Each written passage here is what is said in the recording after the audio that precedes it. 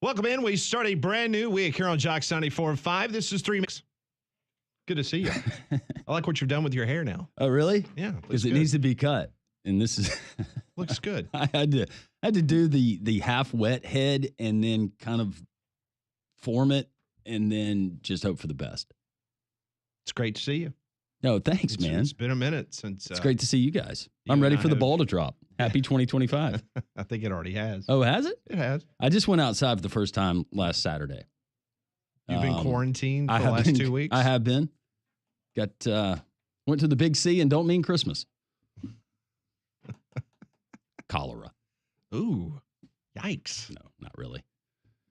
That's yeah, it was fun. You know, I still wish they would change my camera.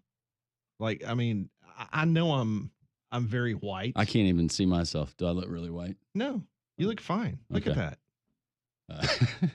You are whited out a little bit. Yeah, it's just. Maybe we could get like Mac Molly to endorse Pat. Oh, so you look like a Or son. Pat to endorse Mac. We just get you a little. What would that be? Would that be Bronzer, foundation, maybe? bronzer? Yeah. Yeah. Which isn't blush. Because you don't look near that white in person. No, but No. look at that shot right there. Look at that. That's terrible. It's like Casper. You just need some makeup. What was the movie with the guy who had the special powers? Powder. Yeah. Pretty much. It's like, okay. All right, we've got a lot to get into today. Reaction Monday. We've got a lot of football that we will continue to discuss, the college football playoff Thursday and Friday later this week as we get to the semifinals. SEC basketball tipped off of the weekend, and no big surprise, man. Auburn and Alabama both. They looked as dominant as they did in the non-conference portion of their schedule. Auburn, a big win against Missouri. I actually was reading some of the Missouri blogs, Landrum, and they actually thought they had a chance to go in there and make it respectable against Auburn. And Auburn just slapped them around a lot and early, 84-68 over the Mizzou Tigers. And so I think that brought down the Mizzou bandwagon down a little bit. Yeah, but you look at Dennis Gates and how bad they were last year, and they had the good opening campaign under him. But it took a year for them to get to their next win. Yeah, but what he did is that team looks a lot different getting off the bus than they did a year ago. They play good defense. There were just their body types. They've got bigger, more physical guys, and yeah, they do play good defense. And so he was able to go through the portal and totally re-outfit that team, and they played okay at times. I didn't think it was one of Auburn's better games, but when you still have your biggest lead at 26 points, they hit some buckets down the stretch, and you close out and you win by 16 and feel like you could have played better. That's pretty good. It really is. Auburn had 5 different players scoring double figures. Janai Broome, no big surprise there. 24 points, 7 rebounds, 4 blocks. 9th time this season that Broome has scored 20 or more points in a game. Auburn shot 48% from the three-point arc. Auburn's defense held Mizzou to under 70 points. That's the first time this year that the Missouri Tigers have been held to below 70 points for the season, and they only shot 44%, so the defense was good for Auburn as well. Mizzou did force Auburn into 16 turnovers. That was the most turnovers Auburn has had this calendar year. 4th straight season, Auburn has now won their SEC opener. And it's interesting because they head to Austin, Texas. Got to get used to this. Yeah. As Auburn goes to face the Texas Longhorns. Think about this for a second. So Texas got smacked around by Texas A&M over the weekend. Guess who Texas has this week on their schedule besides Auburn? The other UT. Oh. Tampa? So this week, they have number 2 Auburn and then number 1 Tennessee. Oh. So they could be 0-3 in the Southeastern Conference right out of the gate for the Texas So Longhorns. they're getting the retribution Yes, for the football schedule that they got. Schedule. Yeah. Greg Sankey says, I can't do this to basketball. No, we've heard I can enough help from you the in football coaches, but I'm not going to deal with the basketball coaches on this. It's also going to be the first time that Auburn basketball has traveled to Austin, Texas. I did not know that. Mm-hmm. I didn't know that either. Oh, that is very much so. So that game is on Tuesday at 8 o'clock. So Auburn, easy winner over Missouri. Meanwhile, Alabama, they hosted the 12th ranked undefeated Oklahoma Sooners. And I think it's safe to say that Nate Oates got a little retribution for the football team as they absolutely took Oklahoma to the woodshed. 107-79 Alabama scores 100 points for the fourth time this season. Mark Sears, 22 points, 10 assists. Grant Nelson, 12 points, 11 rebounds. 6 total Tide players finished with double digits. Tide out-rebounded the Sooners. This is the big key to the game, 51-26, big time. Bama shot 32% from the three-point arc, 56 points, though, in the paint. That was the difference. You out-rebound, you get easy points in the paint, you get bunnies. It helped out. Bama, a big win. They've got South Carolina coming up on Wednesday. Yeah, and this first week, and not saying that this is an indicator of Porter Moser and Oklahoma moving forward, but you had some impressive non-conference results, at least in the wins and loss columns throughout the SEC. But I felt like this past weekend was kind of the separator for some of those teams and who are the true contenders. And not saying that Oklahoma can't be, but Alabama shows why they're a top 10 team. Yeah, and you had Tennessee. They took out Calipari. That game was not close at all. It was 76-52. So you had a number 1 versus number 23. You had Kentucky knocking off number 6 Florida. Both of those teams top 10. I mentioned Texas A&M beating Texas 80-60. So your boy Buzz looks good so He far. does. Seeing a lot of good conversation about where Texas A&M is going to fall in the pecking order in the SEC. 17 Mississippi State. My goodness, a 35-point win against South Carolina. So Bart Heich's alma mater. That was probably the most strong. impressive result of the day when it just came to margin of victory. Not that I thought the Mississippi State would fall in that game, but yeah, to win by that margin, I think that says a lot. And then you had number 24 Ole Miss, Chris Beard.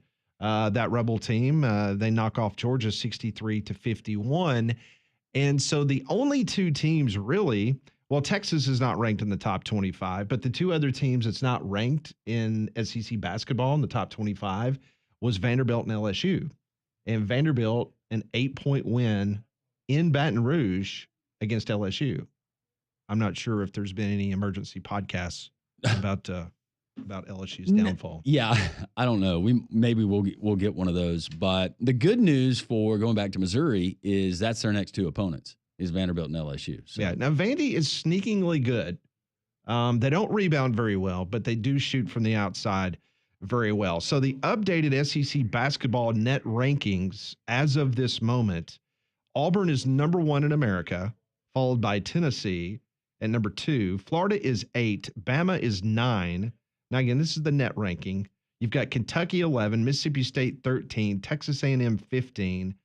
Vandy is 28, Ole Miss 31, Georgia 36, Arkansas 41, Texas 43, Oklahoma 45, Mizzou 47, LSU 60. And the worst team, according to the net ranking, is 92nd South Carolina. So every team is in the top 100 in the net ranking, and over half the league is in the top 30. So it's going to be a banner year for Southeastern Conference basketball. I'm excited for it.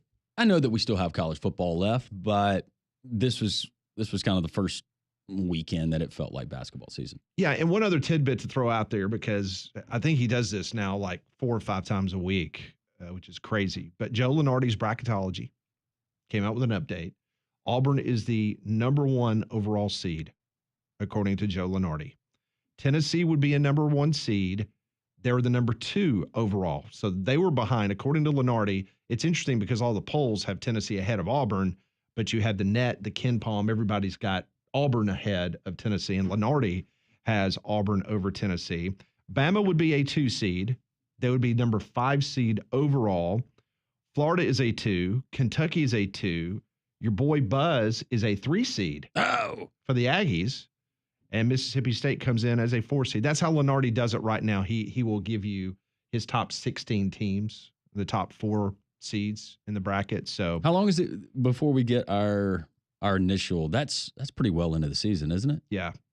But as of right now, he says that he has got the SEC 13 teams making the making the NCAA basketball tournament. Just means more teams, Molly. It really does. 11 for the Big Ten, Molly, I'll take it. including Nebraska had a big win over UCLA over the weekend. I thought we were going to shed that Big Ten cloak. You can pull for Nebraska, but you're carrying the SEC flag in 2025.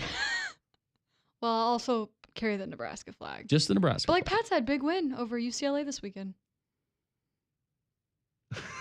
Is You could tell Langell did not get to see that one. Is Wooden still the coach? No, he's not. He's not. Okay. Today is Black Monday in the NFL. And nothing like starting early yesterday afternoon. So you have the New England Patriots right after their coach gets a big win, they fire him. They get rid of former University of Tennessee star player Gerard Mayo out yesterday afternoon. He was the first one that was shown the door. Then this morning, Doug Peterson, head coach of the Jacksonville Jags, he is out. His team only won 4 games this season. He went 22-29 overall for the Jags, including a playoff. Mm-hmm. But you surprised that they let Peterson go? Based on the fact that I was telling y'all before the show, I had lunch with JP Shadrick. He came into town. You hear JP on our show and also Mac and Cube. He works for the Jacksonville Jags broadcast crew, and he was in town visiting relatives. He's a good, trustful guy. And so we met for lunch, and we were talking about Peterson, and he just was going on and on, just what a great guy Peterson was. And he thought that the Cons would give him one more year, but obviously the Cons felt differently. So Peterson was shown the door. He was 7 games under 500 there in Jacksonville. This is the head scratcher to me, though, is former Alabama offensive coordinator Brian Daboll. He is going to be given another year for the New York Giants. He went 3-14 this year. He won 3 more games, Landrum, than you and I did as the head coach of the New York Giants. He is 18-32-1. And Daboll gets another year. You get rid of Daniel Jones, but you keep Daboll around for another year. That's a head scratcher to me. But maybe ownership realizes, is it the Maras still? Yes. They realize that maybe they have not done the best job of putting him in, I'm throwing out there, position to be successful. That's the only thing I can think of. Well, now they got the number 3 pick overall in the NFL draft. So you would think that they're going after a quarterback.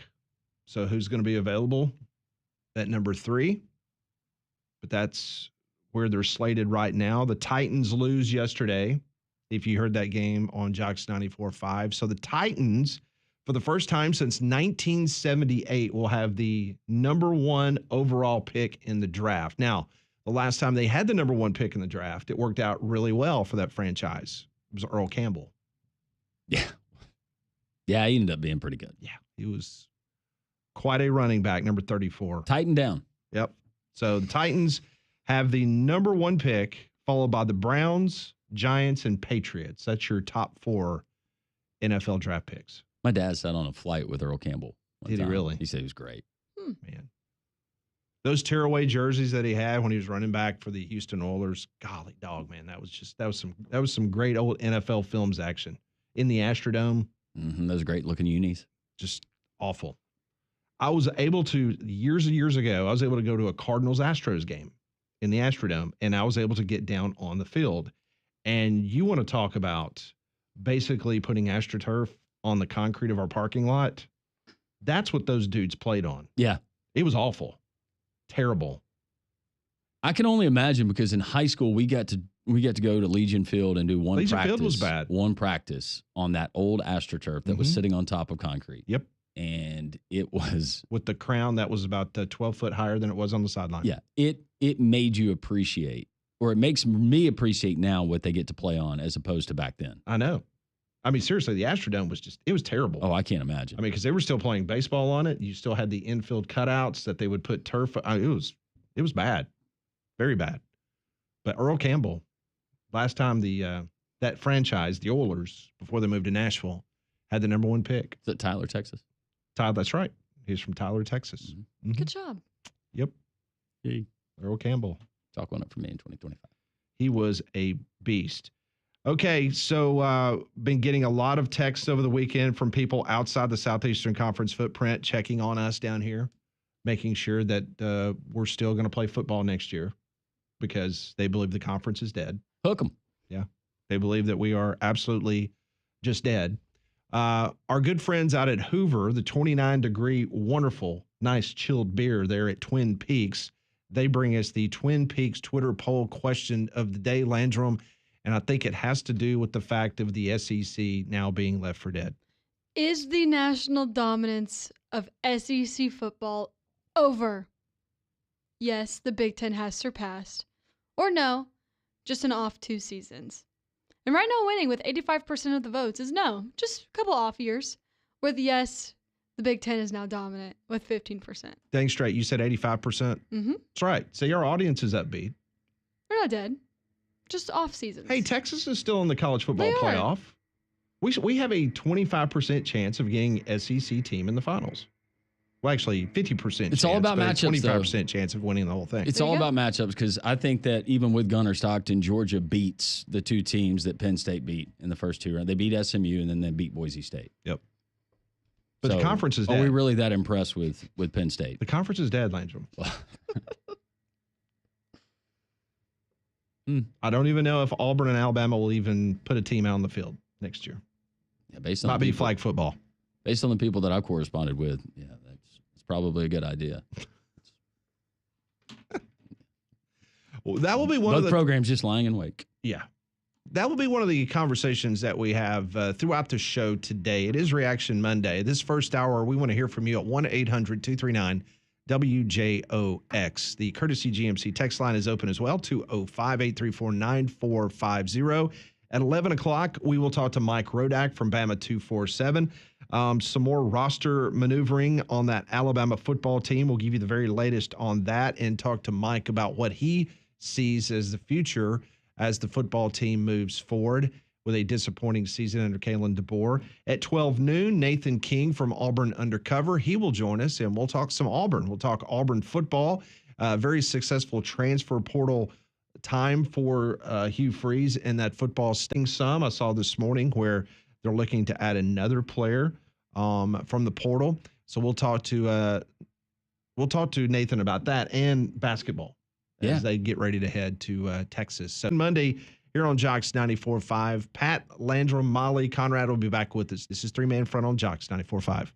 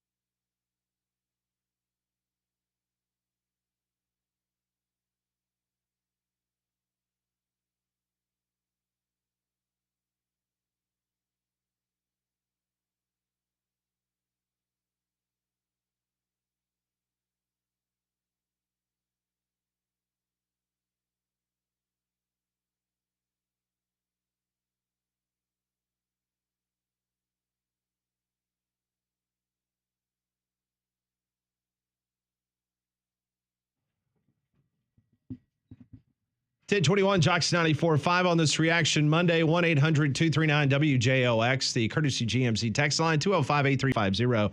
You see the warning signs if you're a homeowner, windows or doors that stick, cracks in the brick or the block, leaning over those bowling walls in the basement, settling or sinking of your home. How much time before those minor repairs is going to become structural damage to your home? You can't afford to wait. Call APS today for a free estimate, 205-951-9717. Also, wet basements. We had heavy rain last night. If you notice that you've got some moisture in that basement, that can lead to issues in your home, from mold to mildew to how about rot and air quality problems in your home. So APS Waterproofers, they're there to also help you with that. Call them today, 951-9717.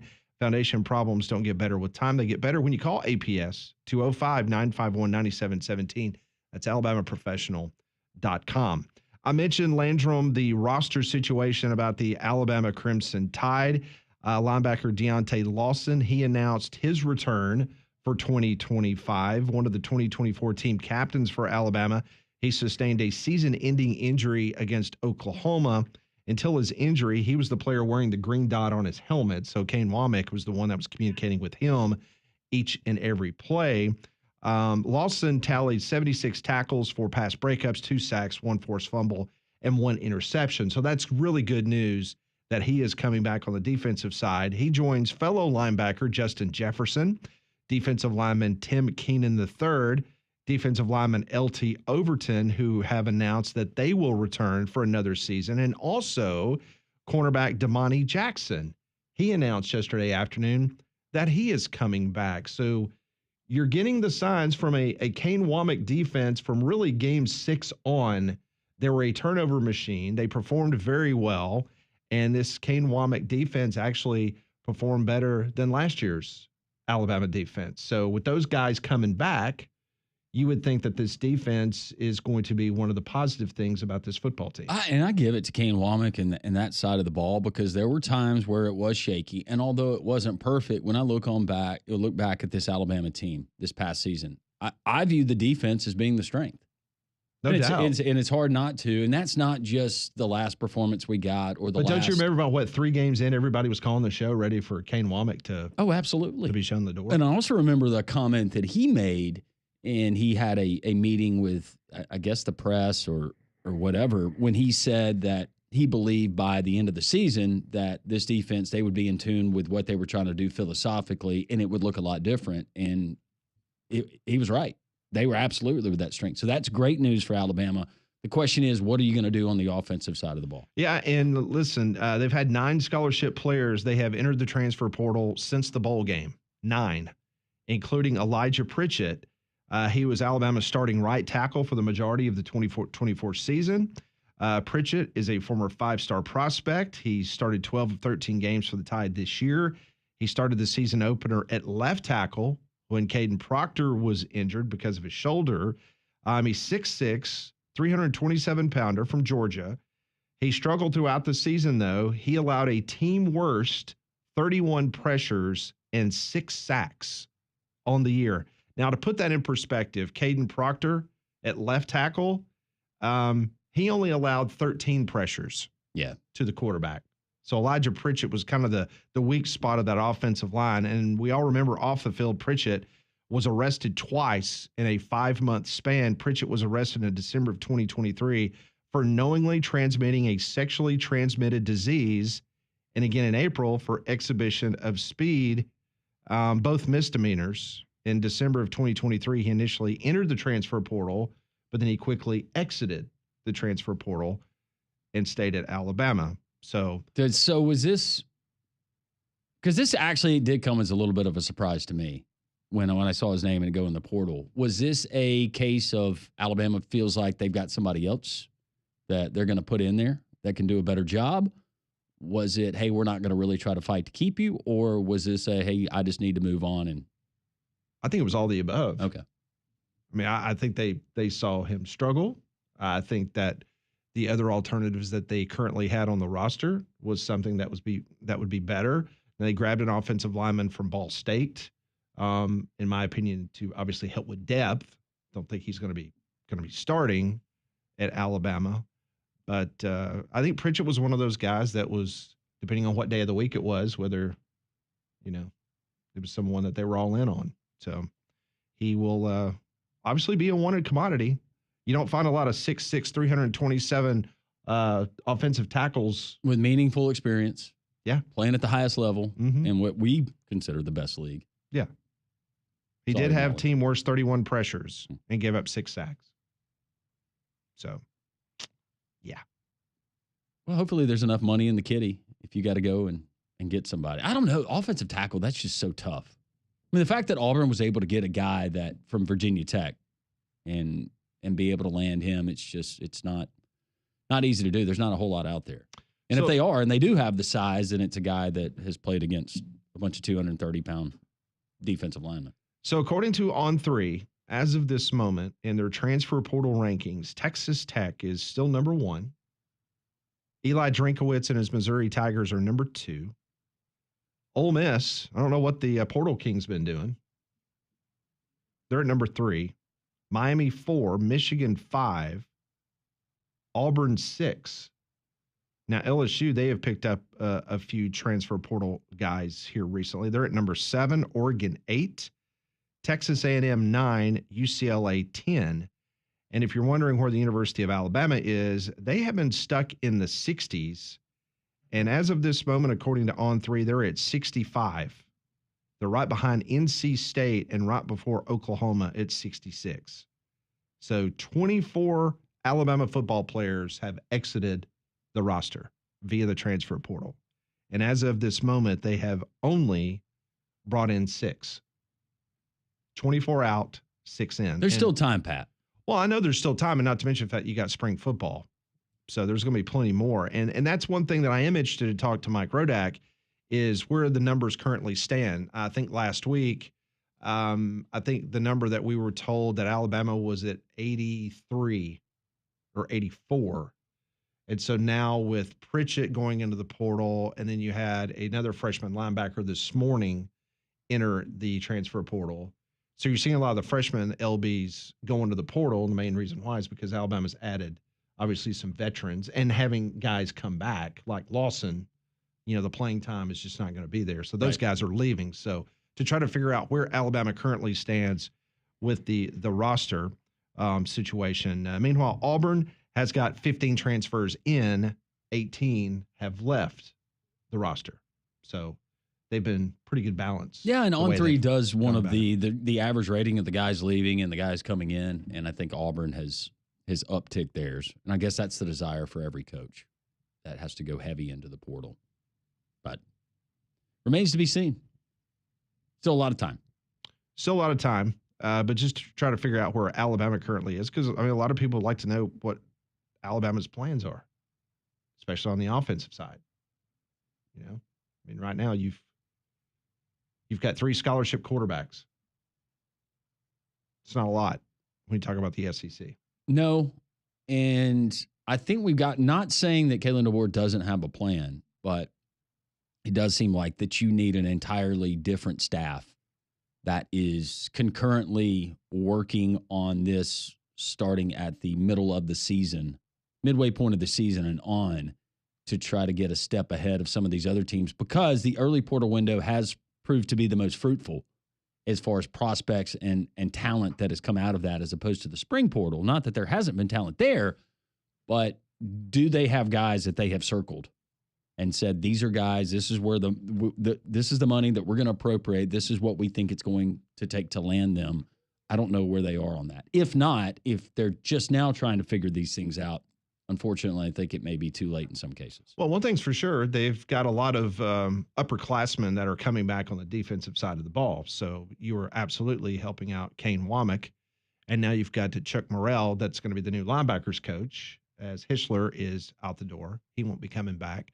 I was still told last night, I checked in with someone in Tuscaloosa, and they told me that they are still hearing that there's still going to be some personnel changes with coaches. And I would assume that would mean the offensive side.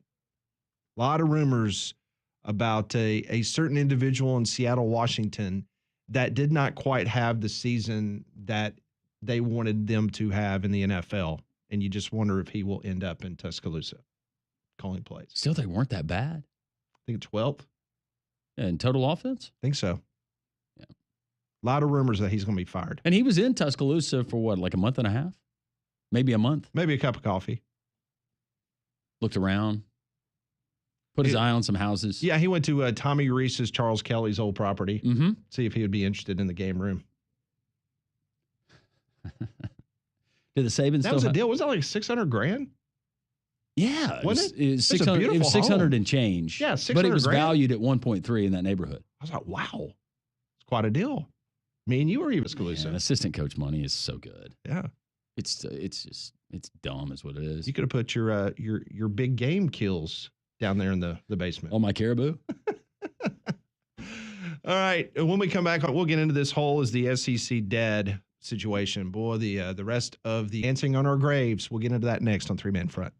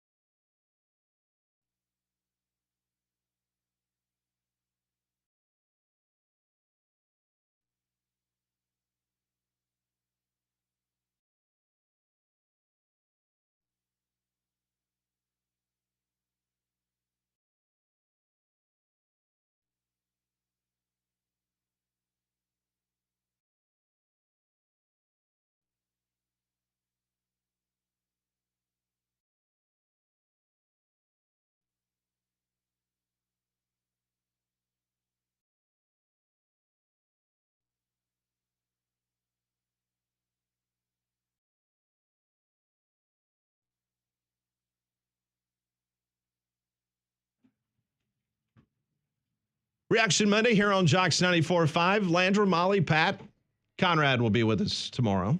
Does look like, man, the sky at least looks like we could get snow, but I know we're not. Just look off in the distance behind you. Tell me that doesn't look like it's snowing. Yeah, it is snowing in downtown. Oh. You got your milk? You got your bread? You probably need to shut that up. Look, so now I'm. I can bring a ring light in there. Nah, I'm good. Okay. Just shut that. Get him some bronzer. I'll work on that. Molly, bring him some bronzer. I'll buy you a little brush and pan. Are you allergic to any cosmetics? I've never worn any. You never worn any? Really? So I can't tell. For TV, you've never. No. No. Mm-mm. Huh. Nope. Landrum, you have. Yeah, but I don't, because of the natural color of my skin, I usually don't have to. No. But I've had to do it for a broadcast before. It's not my favorite. Oh. Sorry, Ann. No, that's okay. Well, since we do have snow coming, you don't want to get caught in the cold, so schedule your system checkup now from a trained comfort specialist. Train has been recognized for 10 consecutive years as America's most trusted HVAC brand and our exclusive home comfort partners here at Jock. So go visit train.com to find a comfort specialist near you. Okay, so the bowl season officially is over with. We still have the college football playoff semifinals and the national championship game.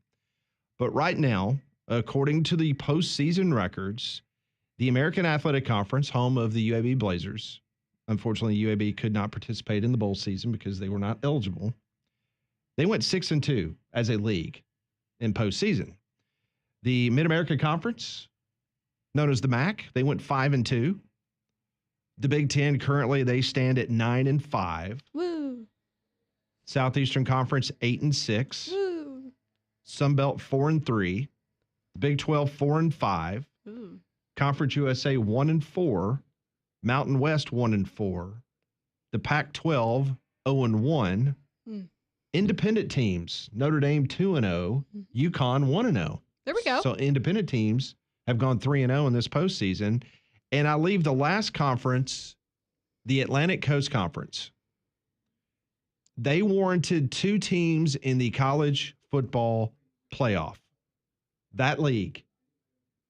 They have proved their worth. So if you want to go and you want to talk about the SEC being dead because the SEC has gone 8-6 in the postseason, then I want somebody to explain to me why the ACC, they went 2-11. 2-11 in postseason football, and that league deserved 2 teams to be in the college football playoff. Weren't they 0-13, like against the spread too? Oh, yeah. Yeah. Oh, the horrible. Terrible. 2-11 on the field straight up in the postseason, in this college football postseason, whether it's bowl games or the college football playoff. No, but it was all the transfers. It was all the opt-outs, Pat. But because Alabama lost to Michigan and because Illinois beat South Carolina, forget about the fact that Ole Miss just absolutely just curb stomped. Easiest cover of my bowl season. Yeah, curb stomped Duke. Don't worry about that. By 32. But they all want to beat their chest and say, well, once again, we proved that the SEC, they weren't worth a crap this year because Alabama and South Carolina lost to Big Ten foes. 2-11 is really tough to do. That's tough. Like if you went out there trying to lose 11 games, could you do it? I think it would still be tough not to at least get 3 wins. Yeah, 2-11. That was the ACC. So I bring all that up is because folks continue to dance on the grave of the SEC. They're enjoying themselves. We've only got one team that is still in the college football playoff, and they keep saying, well, but Texas has only been in the league for six months. Can we really say that they're an SEC team? Well, they play in the SEC championship game. I think you can say that they're a Southeastern Conference team. This is Urban Meyer. This is what Urban said on his, the Triple Option podcast, whatever it's called. This is what he had to say about the SEC and its dominance that is no more. Take out the previous 15 years of domination by the SEC. Notre Dame had better athletes. Ohio State, Tennessee. Ohio State had much better athletes than University of Tennessee. Illinois, South Carolina. Illinois had better athletes than South Carolina. What in the hell is going on? I mean, something there's, but then I'm anxious to see the NFL draft this year because normally speaking, Rob, NFL draft, I would always tell our staff, other than championships are number one. NFL draft is the indicator of how you're doing in recruiting.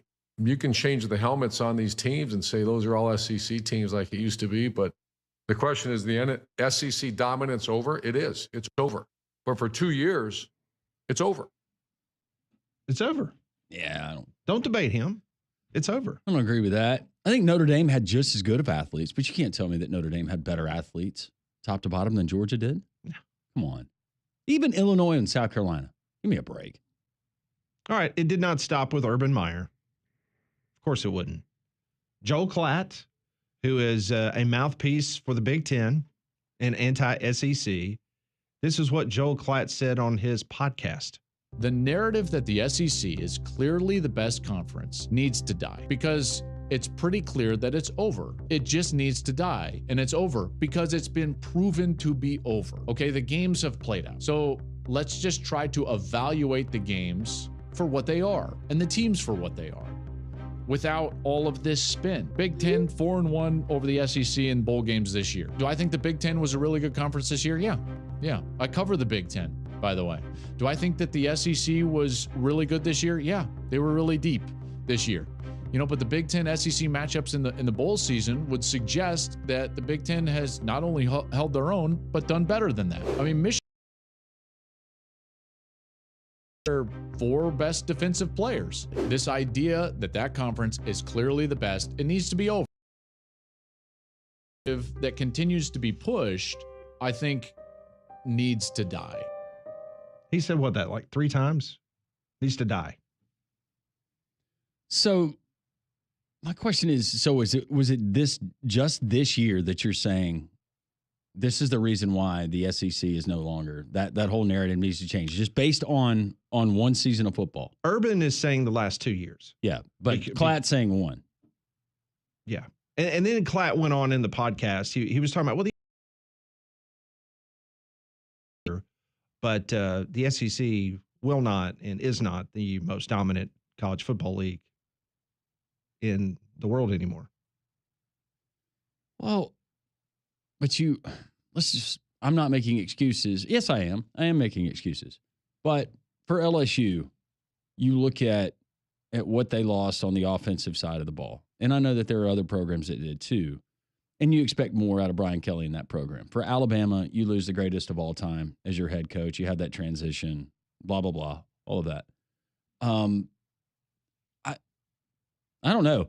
I think that we need to give it longer than one or 2 seasons, because some of these elite teams, and I mentioned this last week to you, how long is it going to take for, and Georgia, and I know that they've grabbed, the Branch kids out of USC, but how long is it going to take for some of the elite programs in the SEC to kind of evolve and get the upper hand again? Because I do believe this was not a matter of everyone else getting better. I think this year was a prime example of the SEC coming back to the pack just a little bit, just because of the nature of NIL and the transfer portal. Yeah, and we talked and about some of those other things that I mentioned. We talked about it before. I mean, the 2 programs that you can obviously tell immediately the last 2 years has been affected the most in the SEC when it comes to the transfer portals, Alabama and Georgia.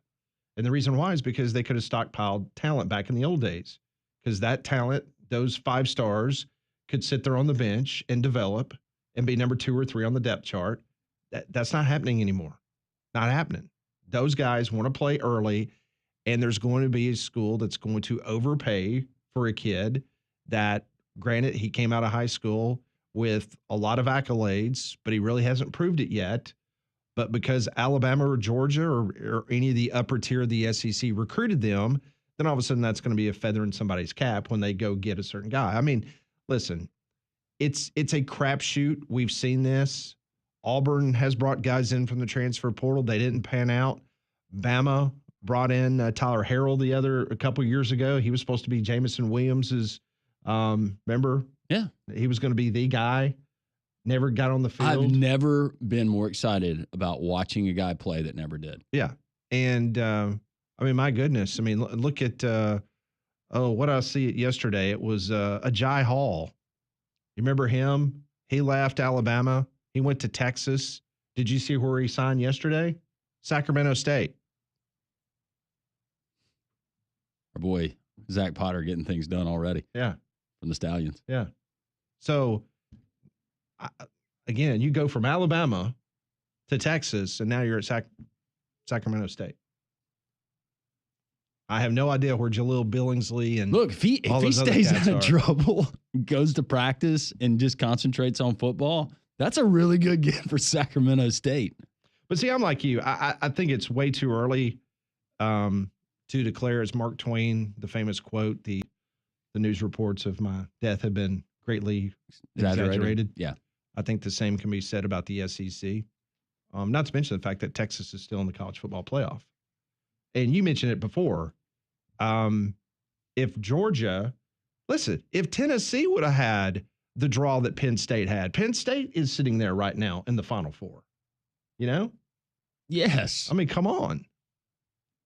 but they're not. No. And so now that's just, allowing people the narrative that the SEC Take your shots now because the SEC, they're not going anywhere. Yeah. So, all right. When we come back on Three Man Front, we've got some phone calls. We will hear from you. Also, the text line, courtesy GMC's open at 205-834-9450.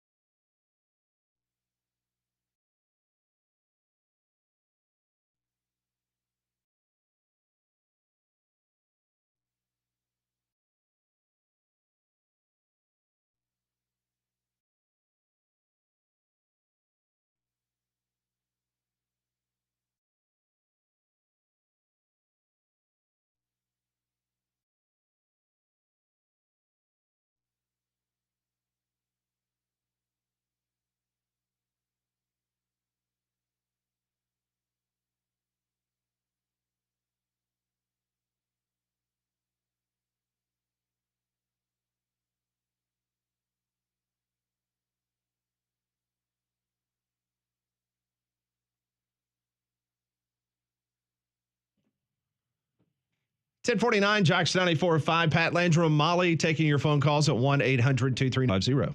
Well, our friends at Second Generation Masonry want to remind you, if you're looking to upgrade and enhance your outdoor living area and landscape, well, there's time to do it, and you can have it done possibly just in time for spring.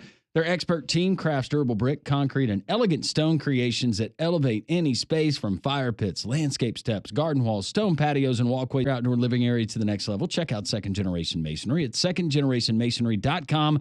Get the free quote today, and as always, tell them Landrum from Three Man Front sent you. Get the free quote today, and as always, tell them Landrum from Three Man Front sent you. 800-239-WJOX. Your reaction to, like Joel Klatt, Urban Meyer saying the SEC dominance is dead. Bama Hater, I bet he disagrees. Hey, Bama Hater, how are you? Hey, I can't complain, man. Y'all doing all right today? We're doing okay. well. Is it snowing where you are? Yes, it did for about 35 minutes and it stopped. I was hoping to get snowed in at work tonight, but I don't know how that's going to work. Hey, first of all, I want to say good morning to Mailman, because I hadn't heard from him. I know he only calls when Bama is winning and on top.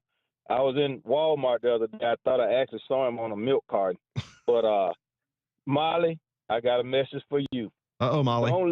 Hey, Molly, don't Okay. let them indoctrinate you to that SEC stuff. You just stay Big Ten, all right? Okay. Now let me give you guys my take. I don't know if the SEC is dead or not, but as I said when this Porter and NIL stuff started, the playing field is not it's gonna be level. We don't know what team is gonna beat what team week to week. So I think it's because it's legal now to pay players, and before when the secret handshakes and the envelopes in the mailbox and allegedly buying Chargers and Challengers down there off McFarland Boulevard. I'm not gonna name the school, but it was okay then when they were winning every year and in the playoffs every year, winning natties. Everybody wants stuff to change because those teams aren't winning the championships and winning as much as they used to. So maybe the SEC is dying down. It might not be dead yet because they're going to always get good players. They're going to always get the better players. But as I said, the playing field, don't want to get used to it. Maybe they need to start watching real football. Manchester United is my favorite football team. I did not think of you as a soccer fan. Be honest, I didn't either. You like soccer? No, it's not. It's not soccer. It's football. Football. Football. Yeah. I was. When I was in the Navy, I did some time over in London. I guess like you have to choose Alabama and Auburn. You have to choose between Manchester United, Arsenal, and all of those people. So I chose Manchester United. Was your name over there on sports talk shows Arsenal hater? No, I didn't call in over there. Okay. I had to be a little safer over there, so I understand. But yeah, man, when Mailman calls in, tell him I've been looking for him, and I don't know what happened to Golden Dome, but I'm looking to hear from him sometime soon. Yeah, you would think he would be bragging. Yeah. Hey, good luck, Notre Dame, and as I said, I picked no SEC team to win the national championship, so hopefully the team will take care of those Texas Longhorns for me and knock them on out. Thank you, Bama Hater. Bama Hater, thank you. Appreciate the call. Appreciate you. Let's go to Don. Don, welcome in. Hey guys, I would have to follow my buddy Bama Hater. Good man. Hey, by the way, guys, are we going to be back at Social Taco tomorrow? We are there tomorrow. Okay, good. Everybody's been going through withdrawals, guys, the last 2 weeks and everything. We will be there. Me and FSU Dave and PJ, we text all day long. We miss being up there, guys. Looking forward to it tomorrow. We do as well. Guys, how about SEC basketball, man? They can say all they want to about the football, and I mean, my goodness, man, are they ever going to give up on that, guys? No, because the SEC smacked them around so many years. It's just their first opportunity in a very long time to actually be able to crow about something. And they know it's going to get reaction. I mean, well, that's okay. I mean, we're having in basketball, and Pat, I guarantee you know this stat. This was the best conference, non-conference winning percentage in 41 years at 89%. Yep. I mean, 7 teams of the SEC are currently in the top 20 of the net rankings. Yeah. 7 teams in the top 20. And as of right now, let me see if I got this right. Did you say that Tennessee, Alabama, and Auburn right now are projected number 1 seed? Let me take a look. Auburn and Tennessee as number 1 seeds. Alabama, Florida, and Kentucky as 2. A&M 3. Mississippi State 4. Okay. And everything. And to be honest with you guys, I think you're going to have some teams that are like 7 and 11 actually still make the tournament because of their non-conference schedule and ranking. It could happen. There's a long conference season, and we got evidence on. You had an undefeated Oklahoma team that went into Coleman, and not taking anything away from Alabama and what they did, but I don't. Some of these are inflated records based on non-conference. Oh yeah, well I'll go ahead and tell you now, Lander. Even though I might be an Auburn fan, and people know I don't really like Nate Oates and everything, but my goodness, I don't think he can play much better than that. No, they played great. They did. Texas tomorrow night at Texas, and you got a really big game tomorrow night, and this would be Constance versus Pete. at old O'Connell Center down in Florida, and you never know what will happen in that game. Should be fun. Should be a great Don, year we'll of see you basketball. tomorrow. Social Taco from 10 to 2. You know, Texas A&M beat Texas 80-60. That was the first meeting between the two teams since 2019 between the Aggies and the Longhorns. First game in College Station since 2012. It was the first Aggie win over Texas since 2015. Woo. Point win over the Texas Longhorns in SEC basketball. Rodak will join us from Bama 247. We'll talk some football and some hoops. That's next on Reaction Monday, Jocks 95.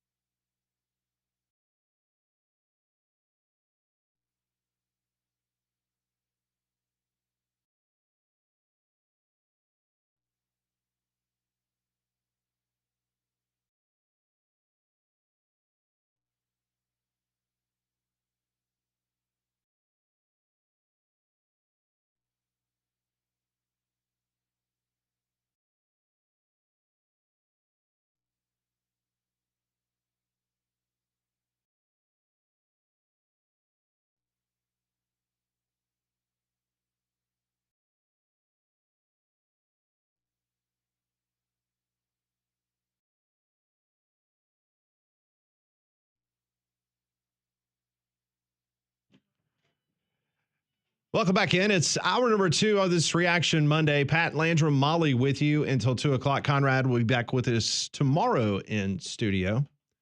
Actually, he'll be in studio and we'll be at Social Taco. So join us there from 10 until 2 o'clock. Joining us now on the Buyer's Ride Hotline from Bama 247, Mike Rodak joins us here on 3-Man Front. Mike, Happy New Year. And did not think the first time that we would talk to you in 2025, it would be coming off a loss to the Michigan Wolverines. Nope. I guess just like the first time in 2024, huh? Nothing different there. So just like last year. Yeah, just so much. So before we start talking about the roster and them trying to navigate what's going to happen potentially in transfer portal, I want to go back to what took place in Tampa. I know you've seen that movie before, but how quickly in that game did you realize or think, okay, this is going to be problematic and this might be an L? First drive or two. I mean, Michigan moved the ball. They got the ball first. Or no, Alabama got the ball first. And then Michigan moved down, had the field goal. And then it was really when Alabama started doing what they sometimes did, kind of going back to the Oklahoma game where it's just a string of turnovers, then at that point you're like, yeah, you're down 16-0. But even then, I mean, I was still sitting there with 3 minutes left in the game and ready to tweak, my story and have it be Alabama wins. Think that they're going to drive down the field at the end and score the touchdown, and everybody's going to be happy, and everybody forgets what happened in the first quarter. And yeah, I still felt like that was a pretty strong possibility. But at the end of the day, like, I think it's the worst case scenario for that game because you were trying to win. It wasn't like you were cycling through different quarterbacks or cycling through different players everywhere. You were trying to win the game with your best players. And Michigan, to some extent, was, I mean, with the guys that they had, but obviously they're coming in with a depleted roster. So if Alabama wasn't trying to win the game and they won, great. If they weren't trying to win the game and they lost, whatever. I don't think anybody would have been mad. If you're trying to win the game and you won, that's great too. But they tried to win the game and they lost. And to me, like, out of those four scenarios, that's the worst. I don't know if that means anything in the big picture. It's just a bowl game. It's just kind of its own little animal. But I just don't know if we learned anything about Ty Simpson. I don't think we learned a whole lot about next year's roster. And it just kind of existed. The game existed. Yeah, I was just gonna ask you just the reluctance of Kalen DeBoer and that staff to maybe move on, and I don't know if they knew what Jalen Milroe's intentions were going to be prior to that game. Something tells me that they probably did, but were you, how surprised were you that maybe Ty Simpson didn't play a role in that game? Yeah, I was definitely surprised. I thought he would have played. I think if they had taken a lead and felt comfortable with the 2-touchdown lead maybe in the second half, then maybe we would have saw him. But even then, I feel like it's a different scenario than the Oklahoma game. Like, you can sell, you're trying to still make the SEC championship game. You're still trying to make the playoff. You have a chance in that Oklahoma game to come back against a pretty anemic offense that the Sooners had. You can keep Jalen in that game after the mistakes that he made there. In this one, it's not like you have as much to gain. And again, like, I think if you make that move and you go to Ty in the second quarter or second half, whatever it is, I think 90+% of Alabama fans will be in agreement with you. And if Ty looked bad, if Ty came in and threw 3 picks himself, like, I don't think people would be all that mad. I think they would be happy to have seen something. So, yeah, I mean, I think it kind of goes along. He's very steady. Like, it's something we talked about him the entire. When you're that sort of coach, you're going to be naturally disinclined to make that sort of move, and you're going to be just kind of sticking with your guys and sticking with your gut. And I think that's what he did here, and thinking that Jalen would lead them back, which, like I said, almost happened at the end. But I just don't know what you would have gained even if they did win the game and you saw Jalen Milroe come back. Like, the risk analysis there was a little bit off to me. Mike Rodak joins us from Bama 247. You love it when you go on the radio and you're doing an interview and breaking news happens as you're on the radio. But I want to get your initial response to this because this literally happened just seconds ago.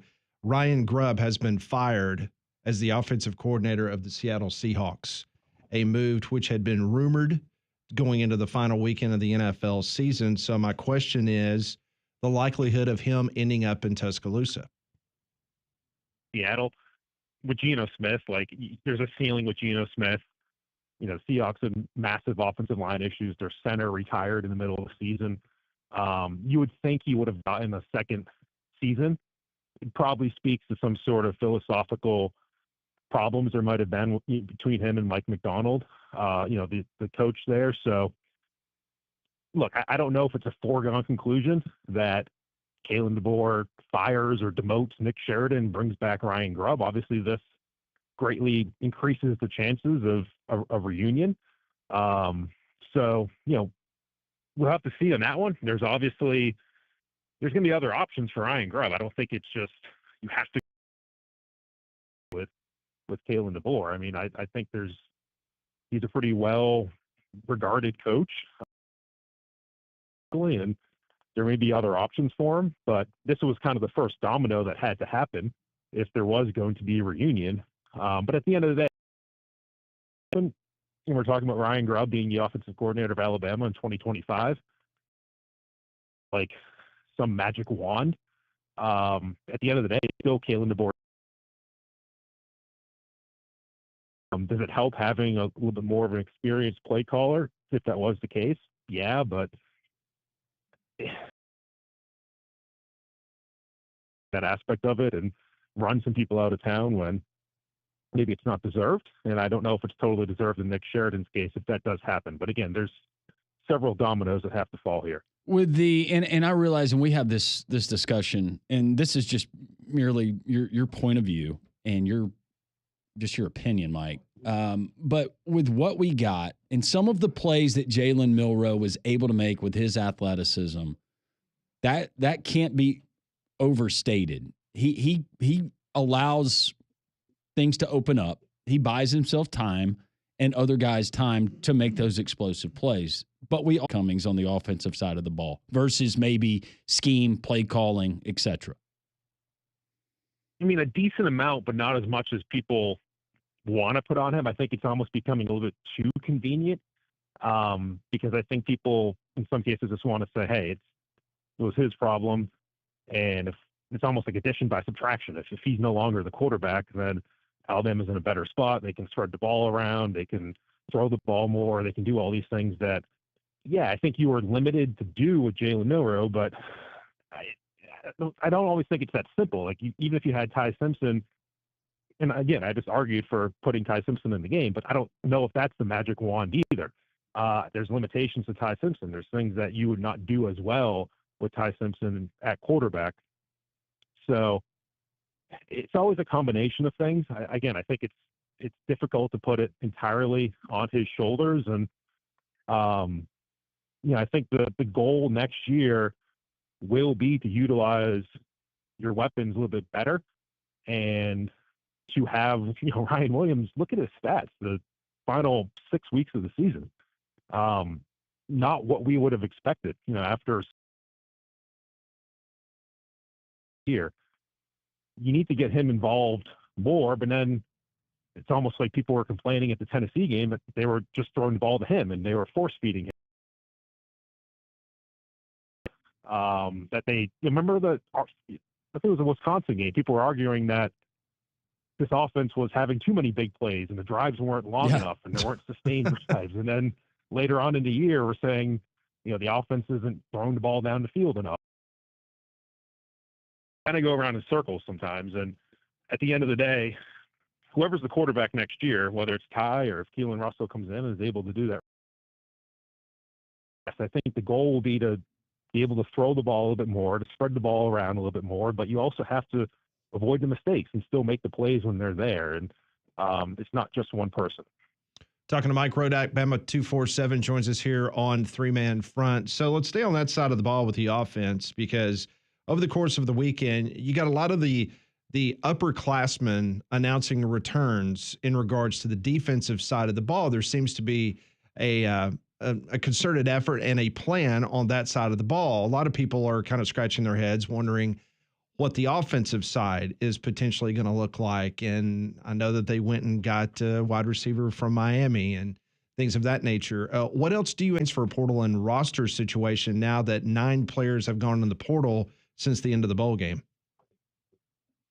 Yeah, they're right down a little bit below 80 now in terms of scholarships. And that 85 scholarship number still does apply for 2025 because the SEC is imposing that limit now, even though the NCAA limit's going away and it's going up to 105, the SEC is still limiting it to 85. So, you have about 5 or 6 spots, I think, right now to play with. Obviously, you've had some open up in the last couple of days. And, there might be some guys that go into the portal from these playoff teams because they'll still be open. Their window will still be open. And then at the end of the day, you might have to wait until the spring to fill some more holes. And at that point, guys going into the portal in the spring can't go from SEC team to SEC team. It has to be from outside the SEC at that point. So you're limiting yourself a little bit there. So, we'll see. I think as far as the guys in the draft staying there on defense, yeah, I mean, they say it in their statements, like, we didn't finish the year the way we wanted to. We want to come back and win. at the end of the day, I think you're going to make the best decision for yourself. And the guy like Jahad Campbell going into the draft is because he knows he's going to be a first or second round pick.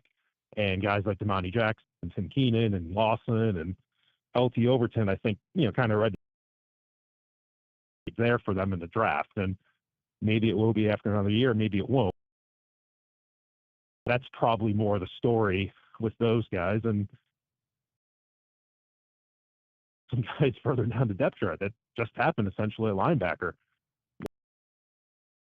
Jefferson, then you lose, a pretty promising young player in Justin Okoronkwo. I mean, if everything's a little bit off, where you have these draft decisions that are stretching into early to mid-January when guys are trying to make portal decisions and teams are trying to bring guys in from the portal as early as December, and things are a little bit out of whack. It's just the whole system's out of whack, to be honest. But you have some interesting situations in the roster now because of guys that have come back and some guys that have left because of that. In regards to the quarterback room, right now, 3 scholarship quarterbacks. Do you anticipate that Alabama will try to bring in somebody from a depth, obviously in that quarterback room to not so much as compete possibly for the top position, but to just give them a little bit more depth there? And do you believe that Jeremy Bernard is coming back for another year? That's a good question. He's been a tough guy to read. I would be surprised if he went into the draft, but you never really know with guys, and the fact that it's kind of stretching as long as it has kind of makes me wonder. But I think it would make most sense for him to come back for one more year and hope that the offense is opened up a little bit more than what it was, and he's able to get the targets and the things that he wants to showcase himself. But I wouldn't put anything at 100% either way on that right now. As far as the quarterback thing, I would think they'll stay at 3 unless you can find a guy in the portal that is willing to come in and just be the 4th quarterback on this roster, which a lot of guys aren't willing to do. That's the problem with the portal. It's like everybody says, yeah, you can just bring a guy in, fill a roster spot. Well, guys are usually in the portal because they want playing time. And to sell a guy on being the 4th quarterback is actually pretty hard to do.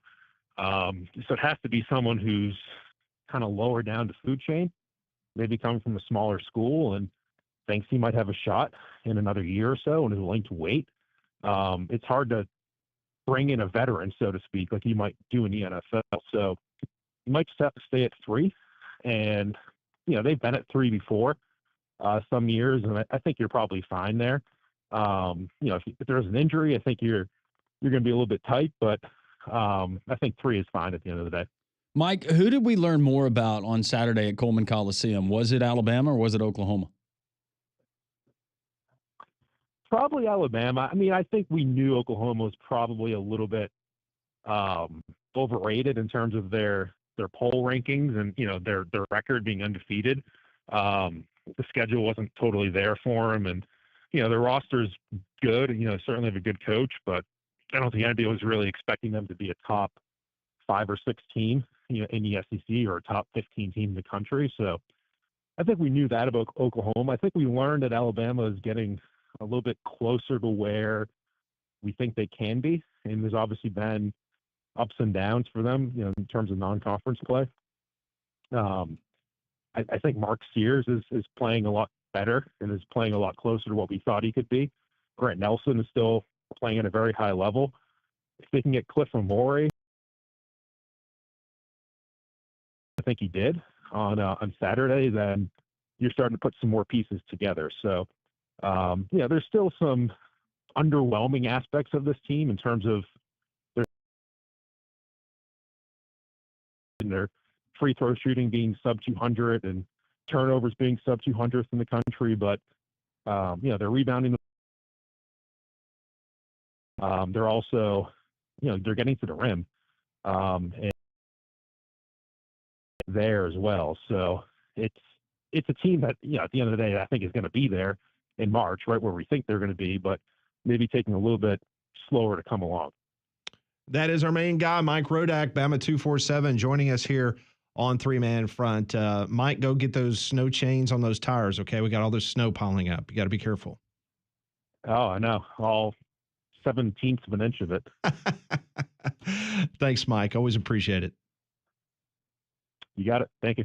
That's Mike Rodak joining us on the Buyers Right Hotline for all your insurance, financial, and HR needs. It's Buyers Right Insurance, a Higginbotham partner. I tell you about Mandu all the time. It's in downtown Homewood. It's electrical muscle stimulation fitness. What's going to happen when you go in Mandu? They're going to put you in a suit. They're going to hook you up to a machine that sends electric pulses to various parts of your body.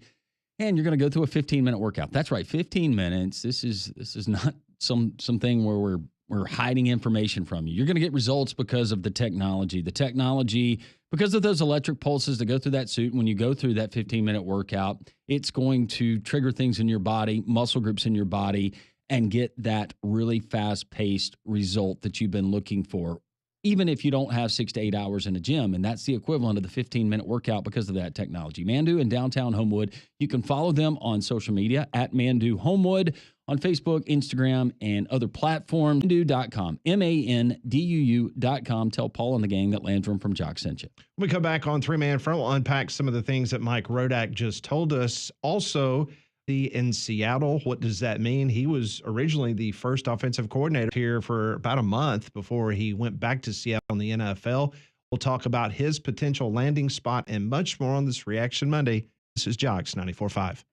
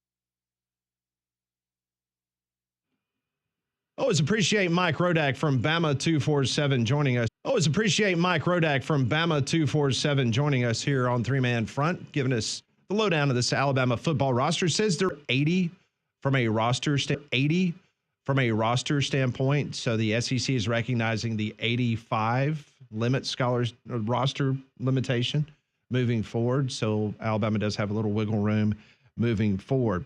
How about the 2025 Sierras this month at Courtesy GMC, up to $12,000 off MSRP on 2025 GMC Sierra four-wheel drive with SLT Premium Plus package. The closeout sale of the 2024 GMC Terrains right now, 10 in stock, and they're up to $7,500 off the MSRP. This fantastic two-row small SUV starts as low as $24,999. The all-new 2025 GMC Yukons are starting to roll in daily there at Courtesy GMC in Trussville. This vehicle is absolutely amazing, equipped with brand new technology and a 15-inch infotainment screen. This vehicle is second to none. Go by and see them. That is Courtesy GMC in Trussville off of exit 32, off of I-459 on Edwards Lake Road, right next to them online at courtesybirmingham.com. So during the interview, the breaking news that we talked about last hour, that Grubb is out as OC at Seattle. Now the question is, where will his next landing spot be? Well, I think a lot of Alabama fans would hope that it's in Tuscaloosa, where we thought he would be until some of those rumors of him, being up for that job last year in Seattle. I don't know what Ryan Grubb's aspirations are. If he had even the one season away from college football where he really appreciated just getting to be a coordinator, who knows if there's another team that would be interested in bringing him in.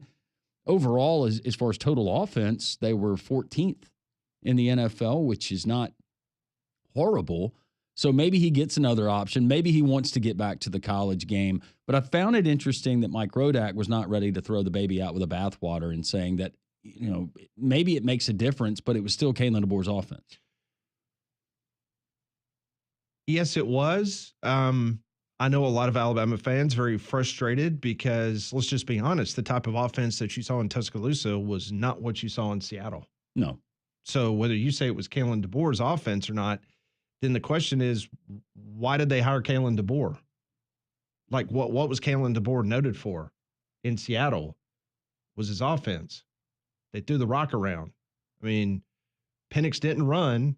Penix stood in the pocket, and he threw the football. You did not get that in Tuscaloosa at all. And so a lot of people say, well, it's a situation where he was pretty much dealing with the hand that he was dealt in regards to, you've got Jalen Milroe, finished sixth in the Heisman Trophy. The guy's a beast when he's running the football. He's a good enough passer. He throws the ball very well vertically down the field, more than 20-plus yards. This is someone that we can work with. But there's no way that was the offense. No. That was predicated on his hiring coming to Tuscaloosa. No, that was, well, at and least that's not directed at you. That's just directed at at least the result of the offense and the results that we got with the offense that they had in his years at Washington. My question is, do you believe that if it was a personnel issue, and some people saying, well, he didn't have all of the pieces in place, and that may be entirely true. I believe some of it's partially true, at least. Do you believe that Alabama, he inherited better talent on that Alabama roster and what he had to work with than he had in Washington? I will go ahead and say yes. No doubt. Definitively. He did. So why were they not able to? Was it just the quick transition? Hey, this is what they've been doing. Jalen Milroe, this is what the strength of his skill set is. Let's just roll with this. Does he think that? Because I don't know what Kalen DeBoer needs to run his offense. I saw a guy in Jeremy Bernard who was in his offense last year that didn't have the role that he did this year at wide receiver in Tuscaloosa. He had a more, I guess, pronounced role this season. But was it really Jimmy's and Joe's? Or was it more of X's and O's? Or was it a combination and playing an SEC schedule week in, week out, as opposed to, let's be fair, playing a Pac-12 schedule? Yep, that's fair. So offensively in 2023 under Saban, Alabama averaged 393 yards per game. This year under Kalen DeBoer, they averaged 410 yards per game. That's plus 17 yards per game. Last year, Alabama finished 58th nationally in total offense. This year, they finished 44th. Washington's offense under Kalen DeBoer averaged 462 yards of offense. Granted, I think we all can recognize that the defense in the SEC is better than what he faced in the Pac-12. So there's another reason why at Washington, the Huskies averaged 462, which was 12th best in America in total offense. And then you come to Tuscaloosa, and it was 52 yards less than what you did the year before, and mainly because you're playing better defenses, as you pointed out. So, well, I don't think there's any doubt that if Ryan Grubb makes it known to Kalen DeBoer that he wants to return to the college game and he wants to be in Tuscaloosa in the original capacity that he was slated to be in, I think that Ryan Grubb will be your next offensive coordinator. Well, it's also interesting because, as you brought up, Mike Rodak in the interview, if you missed it, you can go back and listen to the 3-Man Front podcast. He was not ready to proclaim this a done deal that Grubb would come in and take over Sheridan's play calling duties. So to me, it seems like that they have got a pretty good grasp of what they want to do defensively with that roster. But as of right now, I think offensively there's a lot of questions. And I think it starts with who is ultimately going to be the play caller for next year. It was also interesting hearing Mike Rodak said that he thought having 3 scholarship quarterbacks in the room was okay. It's definitely not the philosophy of Auburn. No. I mean, the more the merrier. That's why Hugh Freeze has always looked at it. But maybe he didn't feel like the sum of all parts did not equal. Well, I think it's ideal that you have 4, but they'll get a 4th. If you've got 3 guys that you feel really good about and you feel solid about and their grasp of it, and then with Keelan Russell coming in, just talent alone, I think that puts him up there and saying, well, even if you were able to run only a limited number of plays, if it all came down to it. But Austin Mack, he's still there, right? Mm-hmm. And you got Ty Simpson. Mm-hmm. He is. And Russell started in Tuscaloosa. So who's his roommate going to be? Not sure. Not sure.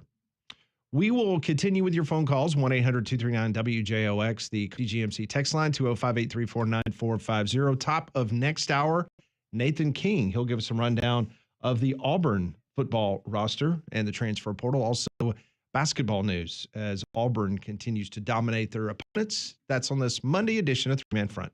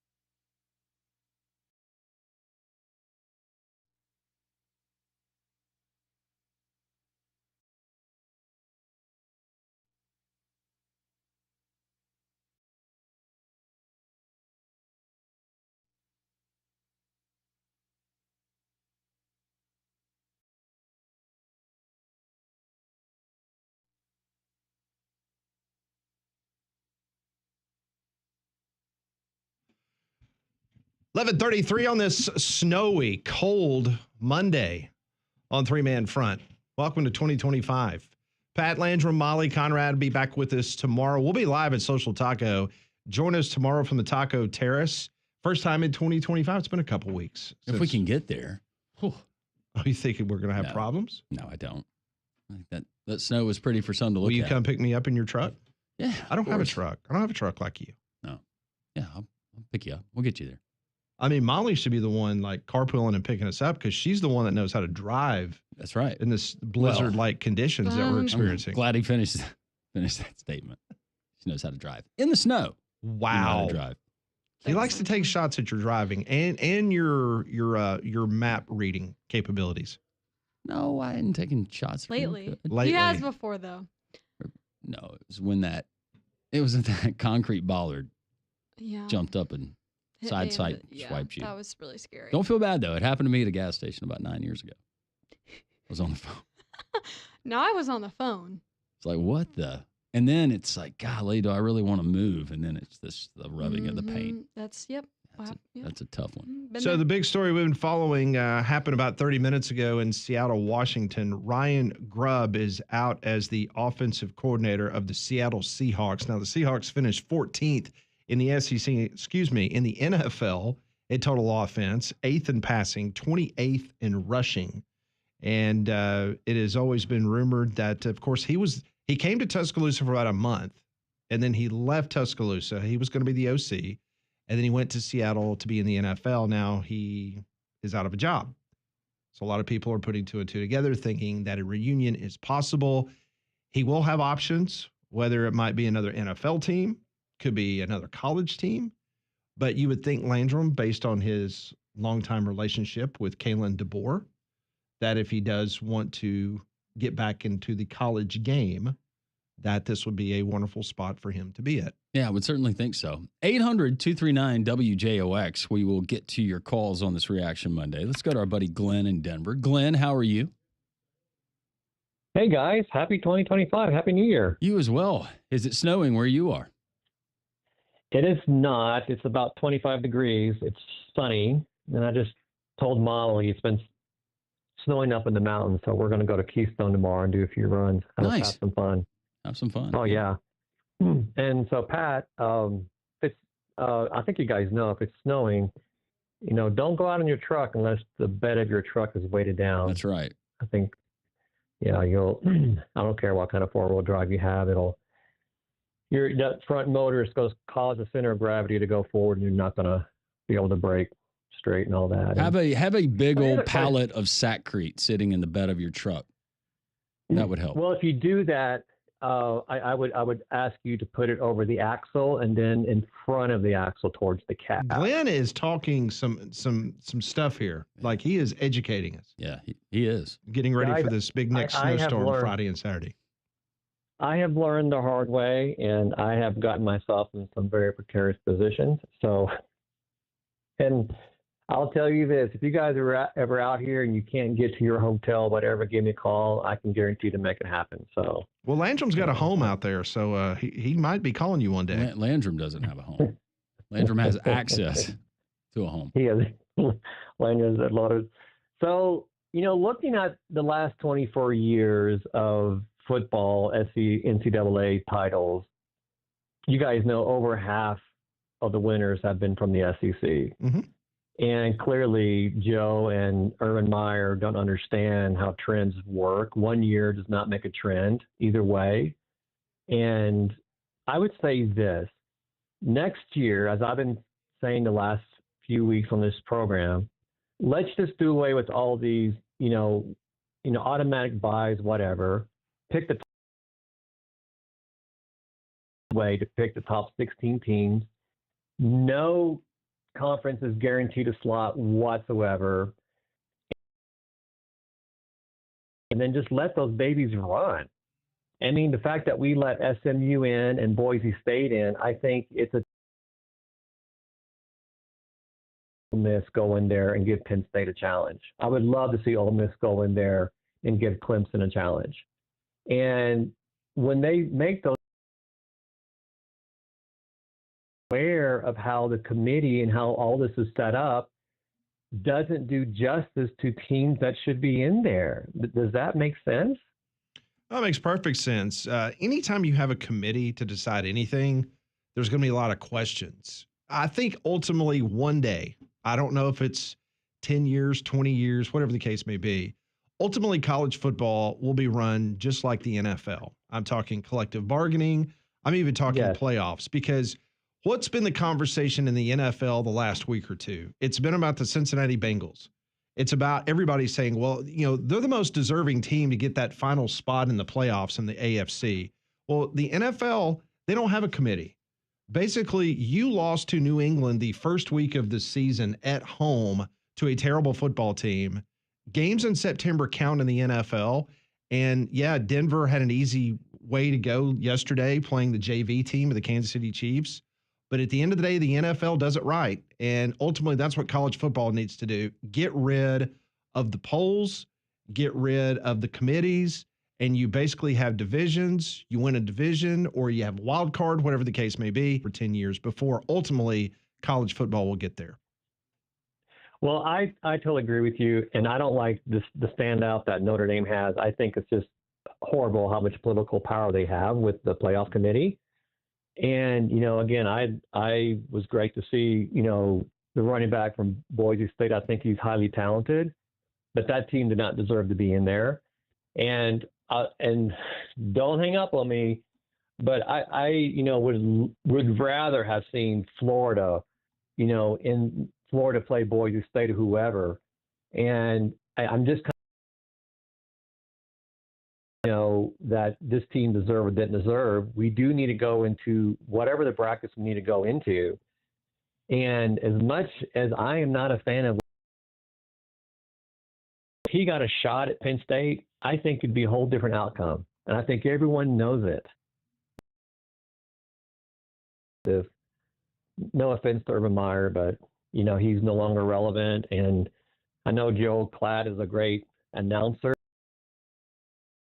A bit biased towards the Big Ten. Always have been. But they've always have been. So I think when these conversations come up, structured all of this anyway, I don't think it was right.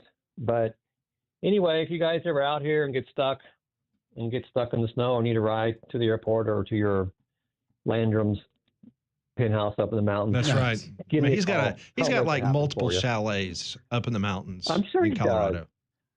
I'm sure he does. And, so hey, Glenn, ask me how many times I've been invited. Well, you got invited to the wedding. You weren't able to go. Okay, that's one. Okay. Somebody had to stay we get out there every other weekend. Somebody had to stay here and work, Landrum. Yeah, I know. I don't have that luxury like you. I know. Going on vacations Landrum, to the mountains and chalets and riding your fancy. You got to invite your friends. My family has a place. Snowmobiles. And it's fun when we get to go. Well.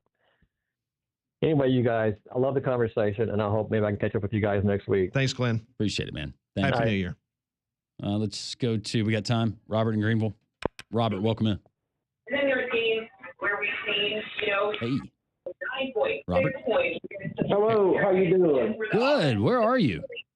I'm right here. Listen, I just want to talk to you about Alabama a minute. First of all, it's a great win by the basketball team on Saturday night against Oklahoma. Alabama faced an Oklahoma team that had only given up 28% in the field from three-point range and one of the better defensive teams in the country, and they hung 107 points on them. And Mark Sears and Grant Nelson, I think, get all the headlines. So I think guys like Amori, along with Diabate, and also Stevenson, who does the dirty work inside, really played well. And but we all know the SEC is really tough. I mean, they could get 13 teams in the NCAA tournament right now, and I think that I think a lot of Bama football fans need to take a deep breath, as hard as it might be to do, and let Kevin DeBoer revamp this roster and get this depth in. And I just think that I don't believe that coordinators need to be fired after 1 year. I think that the offense will do better with whoever the new quarterback is, because Jalen Milroe, while he is a great deep thrower and a talented runner, big and physical and all that, he's not a very good fit in Kalen DeBoer's system, which is more of a West Coast system. And I just think that you've got to give Nick Sheridan another year. I think he had his hands tied with everything going on with Milroe, and I just think the fans just need to be a little bit more patient. I think they will get things done in the transfer portal. I think they're trying to address needs more than numbers, although they could use a few more. They could use a few defensive tackles and offensive linemen, especially. I'm not going down the cold Cubic rabbit hole on that, but they could use it. This is still a line of scrimmage league. We know we have great quarterback play, and I also think that the bowl record by the SEC is a bit overblown. I think Mike Griffith hit the nail on the head about that, and with transfers and NIL and all that. And I'm hoping Texas will do well in the college football playoff semifinals on Friday.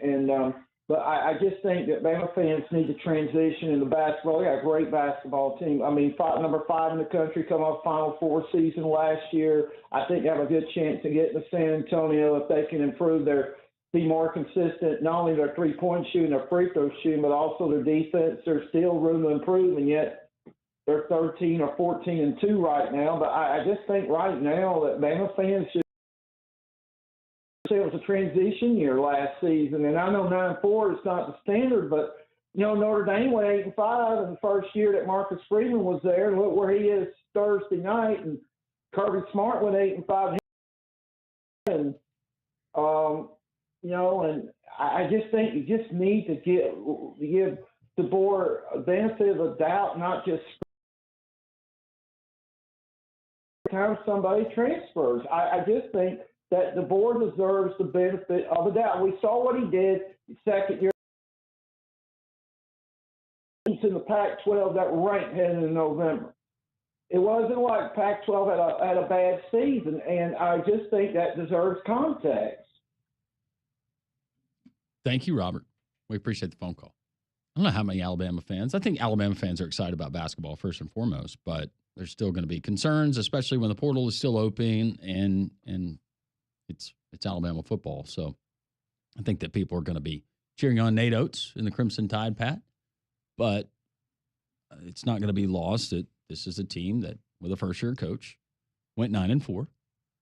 And there's question marks on the roster heading into next season. Well, I can tell you one thing. I've been covering this football program now for 30 years of my career, and I can tell you that even before Nick Saban arrived in Tuscaloosa, playing football games like you did against Vanderbilt and Oklahoma will not be tolerated.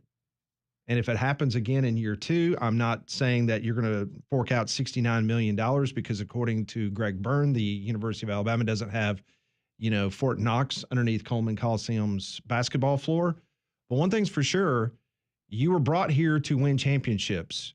And in a world of expanded college football playoff, and all you had to do was beat a 500 football team, and you didn't even get off the bus, that's concerning. And you better get that straightened out, whatever the cause of those. It's one thing losing to Tennessee in Neyland Stadium. Nick Saban did that. You didn't play a very good football game, but you looked completely inept at Oklahoma. And you let a team that you should have beaten in Vanderbilt get the best of you. So I'm not saying that people are completely freaking out, but this new world of college football, you better have your head screwed on straight and you better have a plan. And I think a lot of people are just questioning right now what that plan could look like, especially offensively, because I'm sitting here looking at these stats, Landrum. So I mentioned that last year in offense under DeBoer and Grubb. You know what they were? Number 2. They averaged like 560 yards a game of total offense. All of a sudden you come to the SEC and that's not translating so far. So yeah, you're giving him an opportunity to get that right. For whatever reason, you did not see that explosiveness that you had before, whether you were at Seattle or you're at Fresno. More of 3-man front on this Reaction Monday. This is Jocks 94.5.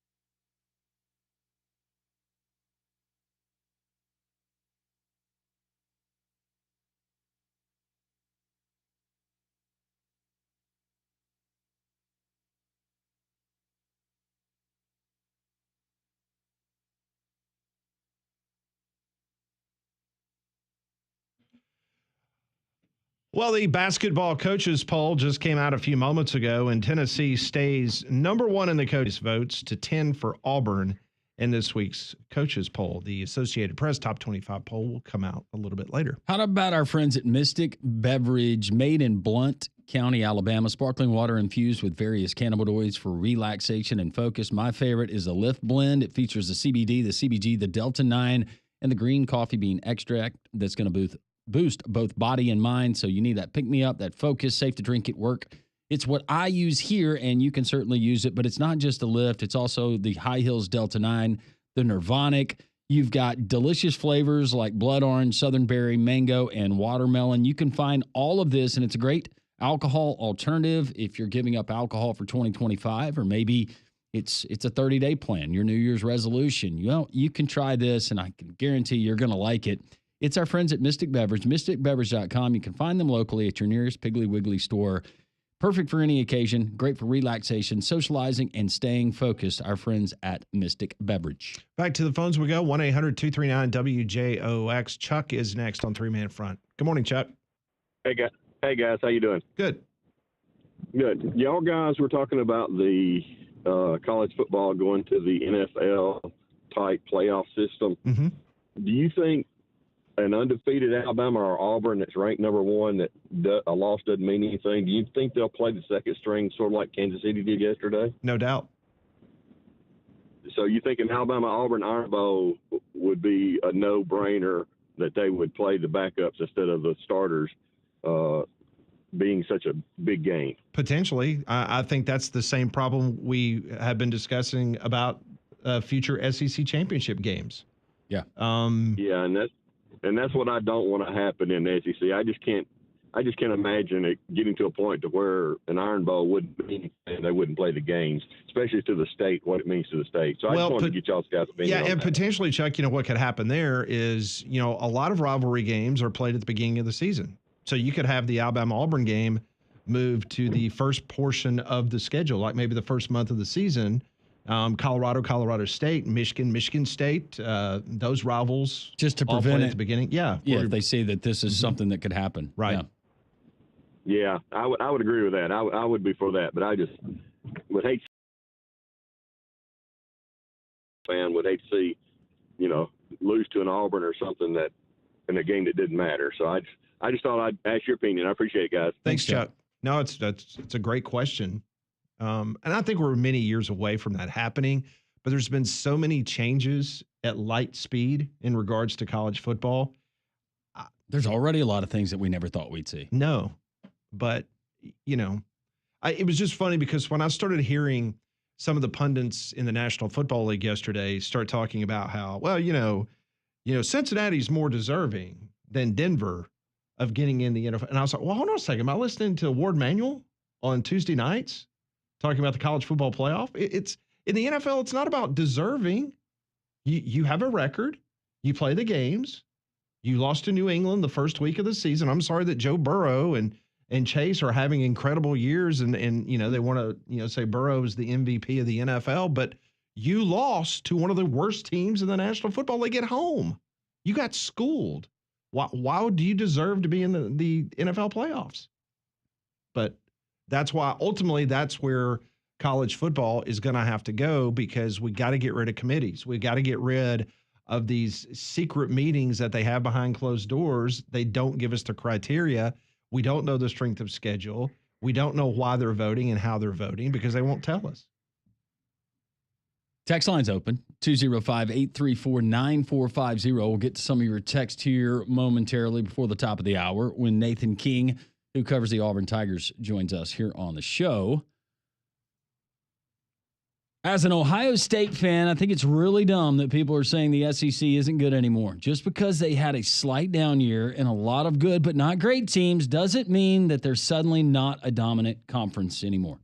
Could it be a situation where the SEC was as good as it normally is, but the fact that the way the schedule worked out, that you had Georgia having to go to Austin, Tuscaloosa, and Oxford in 1 year, do you not think that potentially could have caused an issue with them trying to run the table or to be in a position because of attrition, injuries, things? I'm not making an excuse for Georgia. I'm just saying because of the SEC schedule being the way it was with specifically Georgia, right? That was going to be problematic for them to run the table. I think that plays into it. I think there is more parity, and you don't have as much depth on rosters, and remains to be seen. I think it'd be foolish just to say this is what we're going to get moving forward in the SEC after one season.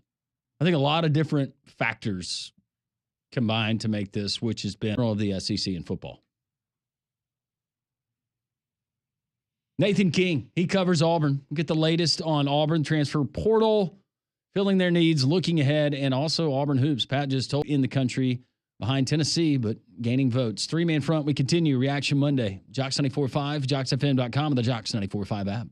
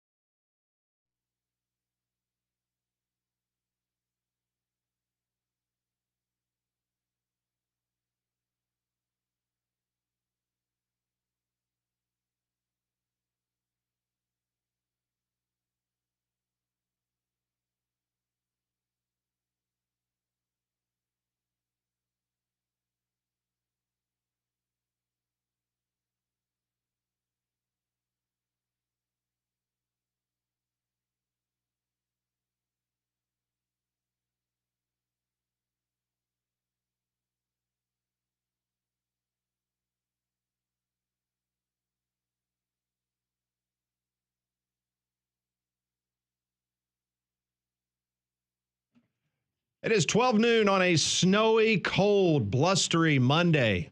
Thanks for tuning us in here on Three Man Front. Weather aware, that's the words for the end of the week. Ooh. Yeah, it's great. Oh, that's right. Well, maybe it won't be that bad north of here. Just kidding. Yeah, thanks. Appreciate that. It'll very be all much. right. Hope so. Nathan King's going to join us momentarily from Auburn Undercover. We'll talk to him about the Auburn Tiger football program, what's going on with the transfer portal, also the Auburn basketball team. The coaches poll just came out a matter of moments ago. Auburn is still number 2 behind the number 1 ranked Tennessee Volunteers. So not a lot of movement there between those two, but against the Missouri Tigers, Auburn continues to look at players to add in the football transfer portal. So let's go down to Auburn right now and talk to Nathan King from Auburn Undercover. Happy New Year, Nathan. I hope you're well. Hey, Happy New Year. I'm doing good. How are you guys? Doing well. Let's first start with the basketball program because I was telling the guys here and Molly that, going into the game against Missouri, reading some of the Missouri blogs, granted, this is not the same Missouri team that they had last year, but they were confident, not overly confident, but they felt like they were going to be able to come in. Just did not take place. Your thoughts on this first SEC opponent and what Auburn was able to do? Yeah, for sure. I mean, everybody in the conference had double-digit wins in non-conference play. It was certainly, an unheard of couple-month stretch for the league, and so there wasn't going to be any easy games in the conference. At the same time, this was one where you look at how treacherous things are going to be on the road. The fact that Auburn still has, I believe, 13 or 14 quad one games to go in the SEC when you get a quad 2 game on your home floor, that's when you got to win. That's when you have to be sure that you can take advantage of. I thought Auburn matched up pretty well against Missouri. You know, Bruce Pearl will be the first person to tell you that matchups matter a lot in college basketball. Obviously, Auburn has put itself in a position this year where they're so multiple on both ends of the floor that they're a tough scout. You know, they're a really tough matchup for anybody.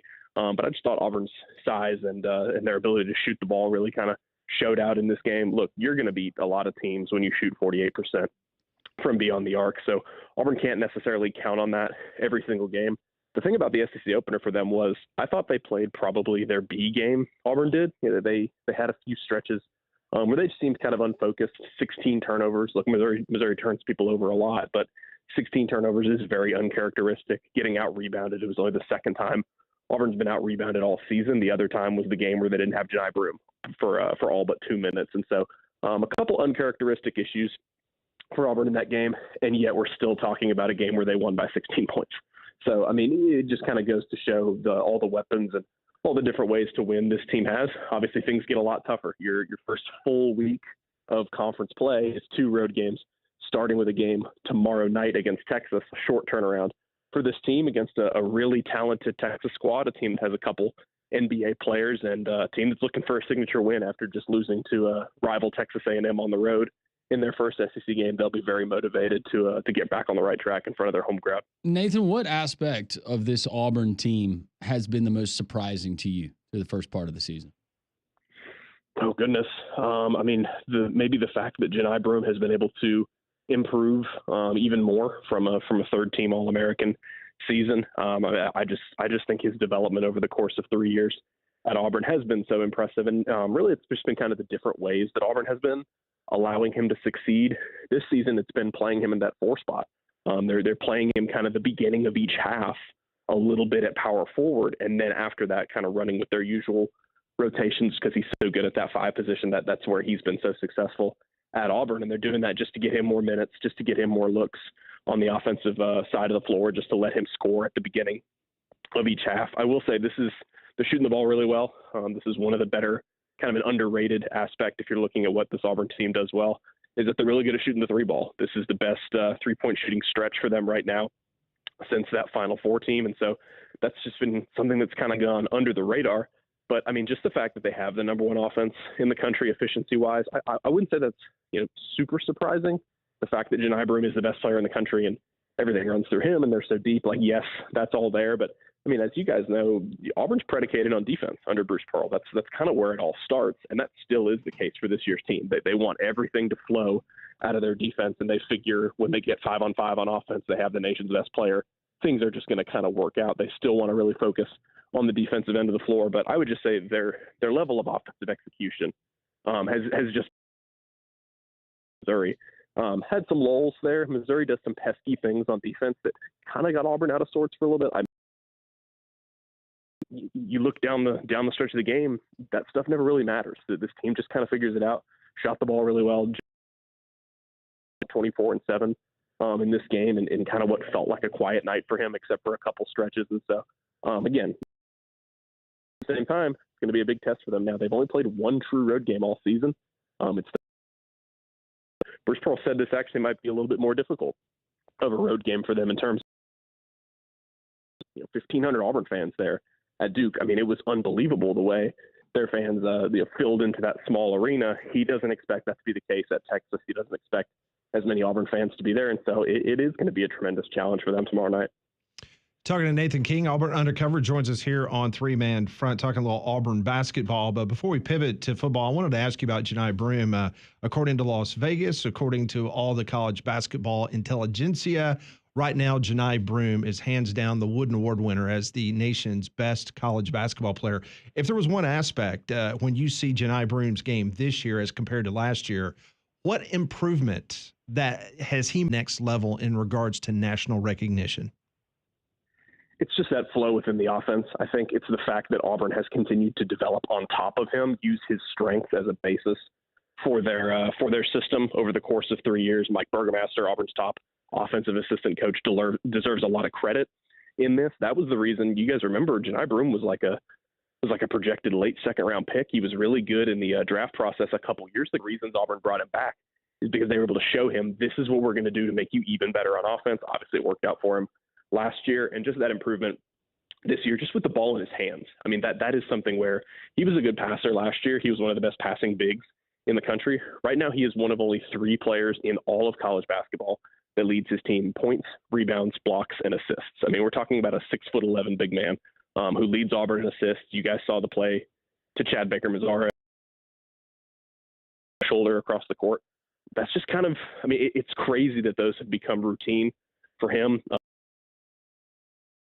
Big man. And so, yeah, I mean, I just think with the ball in his hands, having that comfort level to work within the system is so, and he is the best player in the country right now is because everything runs through him and he is so confident doing it. He's not just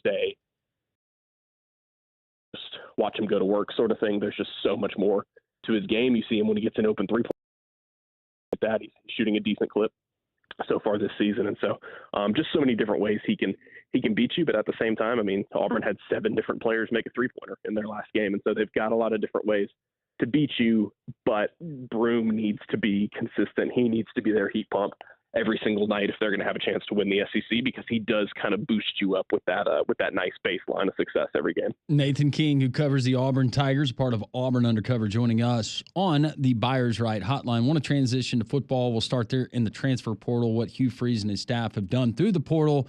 If you're going to give a grade or maybe compare it to the last couple of years as far as needs, average rating on paper, talent brought in that can help and make this team better, how would you assess this year's recruiting haul out of the portal so far?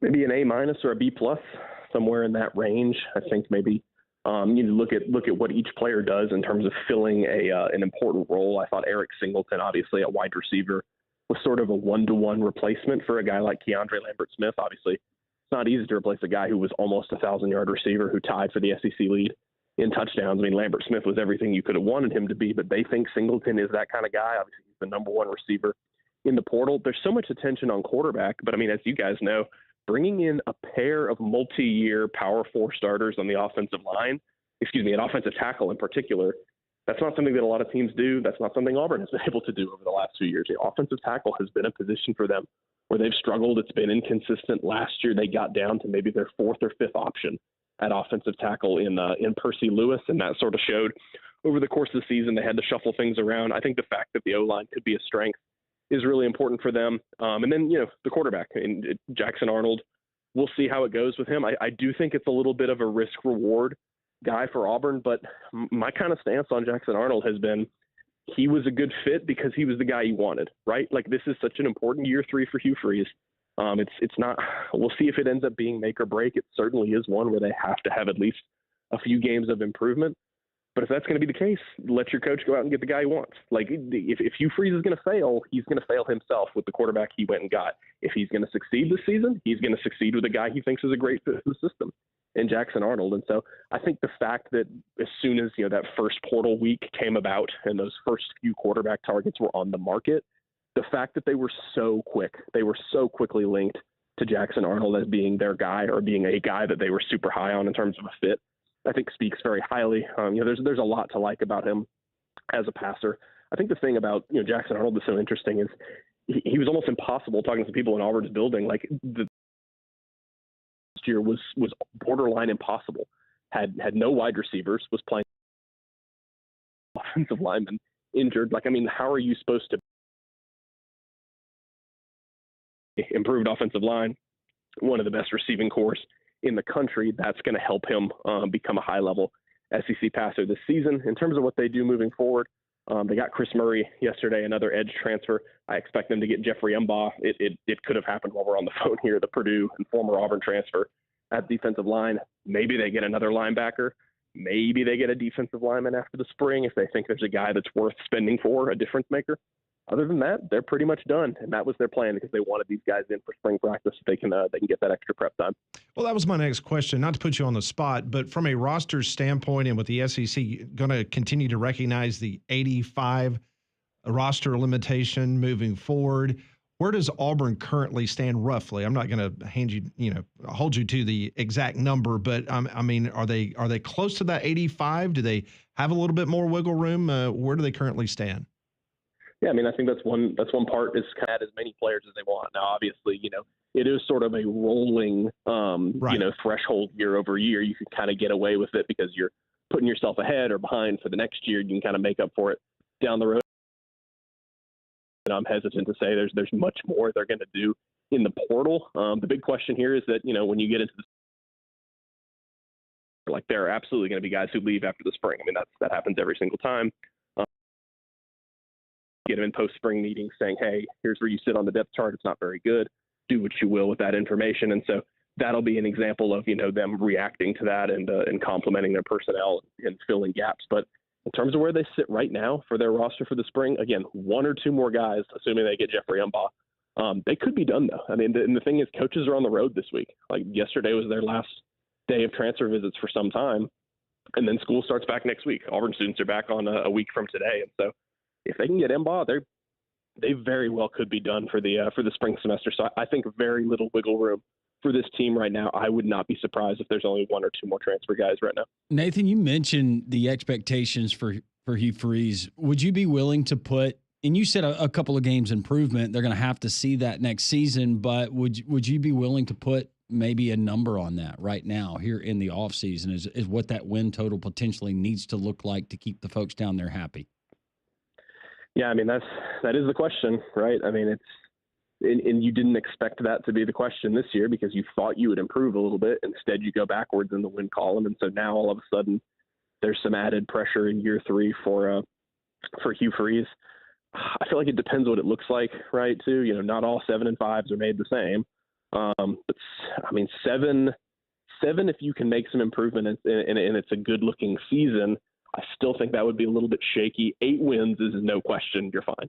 And again, Hugh Freeze, he's got a little bit of this extra goodwill because of the way they've been recruiting. 2025 was really kind to them on the recruiting trail. Well, 2026 could be even better. I mean, they had the number 1 class in the country over the summer. They've got some of the best players in the state again in that class right now, and they're obviously going to work really hard to continue to make that a top 5 class. And so I think 8 wins is the one that, I know that's big. That's a big ask. I mean, 3 wins of improvement, those don't just grow on trees in the SEC. And at least the beginning of Auburn's schedule next year is pretty brutal. 3 true road games in the first 5 games of the season. And so you wonder how if they start 2-5 or 2-4, 2-5 next season. I think 7 wins if they can continue to recruit at a high level, and there are some big wins mixed in there. Remember, they get Georgia and Alabama at home. One or both of those teams, that obviously makes a really big and really know what they think, behind closed doors. They think this needs to be an 8 or 9 win team. Those really good freshmen back on defense who are all going to be sophomores. They're supplemented with depth from they can surround with good receiving talent and a good offensive line. So I think the internal expectation next year will be 8 or 9 wins. Always great information. He's Nathan King, Auburn beat reporter there as a part of 247 Sports, Auburn Undercover, at Nathan King 247 on Twitter. Nathan, we always appreciate the time. Thank you, sir. Thank you, sir. I'll see y'all later. All right. Nathan King joining us. All of our guests join us on the Buyers Right hotline for your insurance, financial, and HR needs. It's Buyers Right Insurance, a Higginbotham partner. It's a pretty blustery day out there. And of course, we had storms roll through central Alabama last night. And if you've got an older home or if you've got a roof that has not been looked at in a while, you need to call Travis Lloyd, my good friend over at Bide Roofing at 205-922-7134.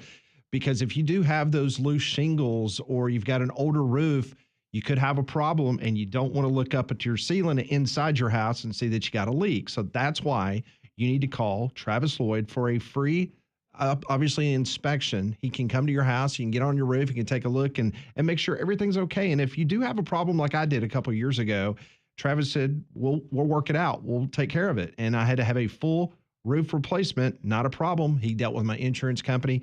He made it all happen. I simply called 205-922-7134. You can go to abideroof.com. Check out what Travis and his outstanding company does. They'll jump through all the hoops of the insurance company for you. I thought I was going to be denied.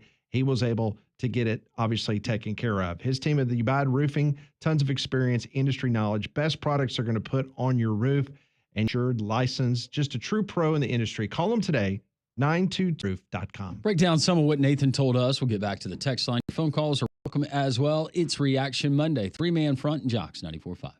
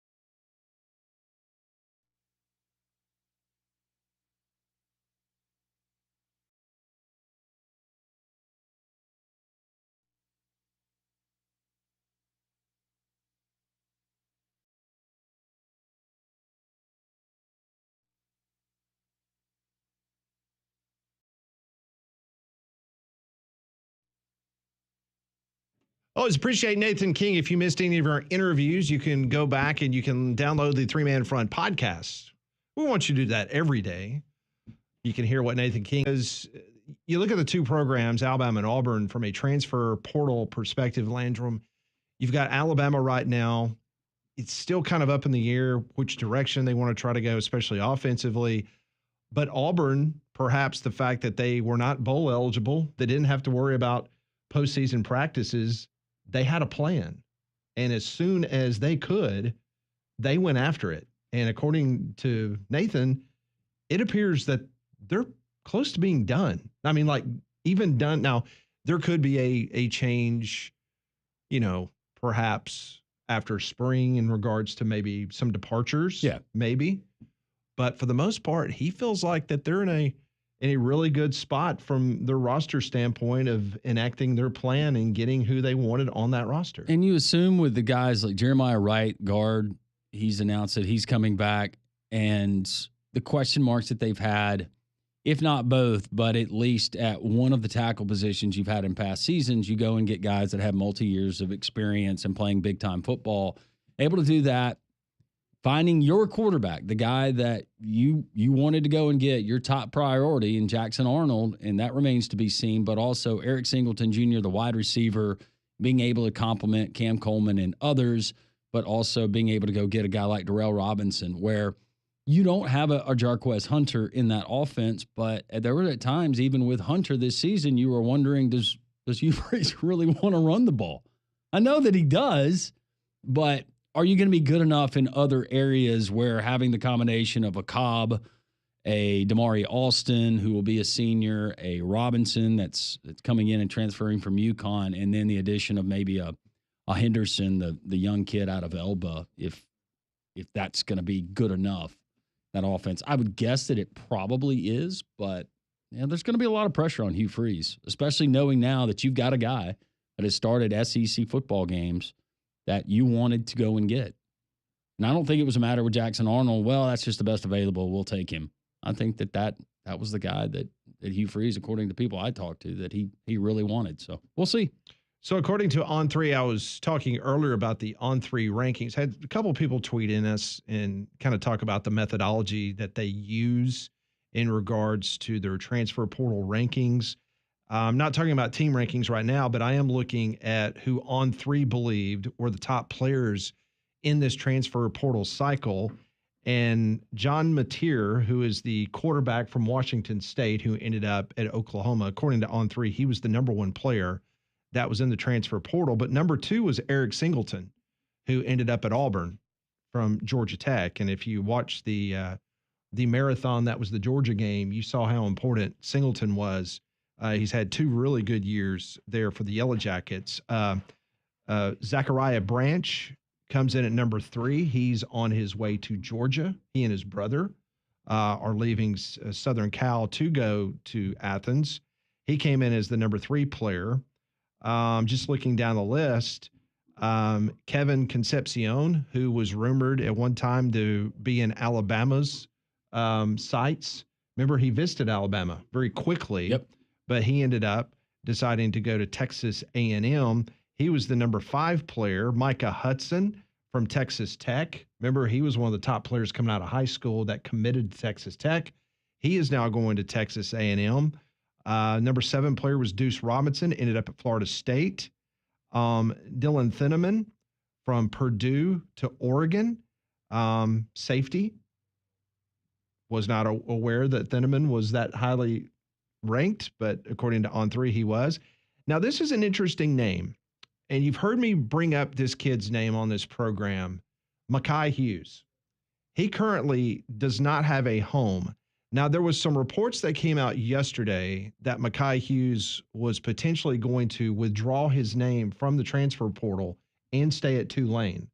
Now, that'd be a big-time get for them to keep him in their services. Now, his brother, who played at Parker High School, who just committed and is going to Oregon. Naheem offered.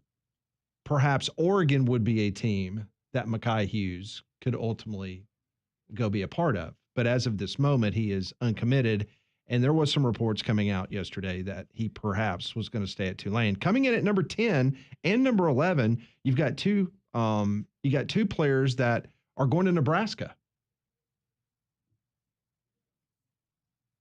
Yeah, Molly. One that played at Missouri, edge rusher.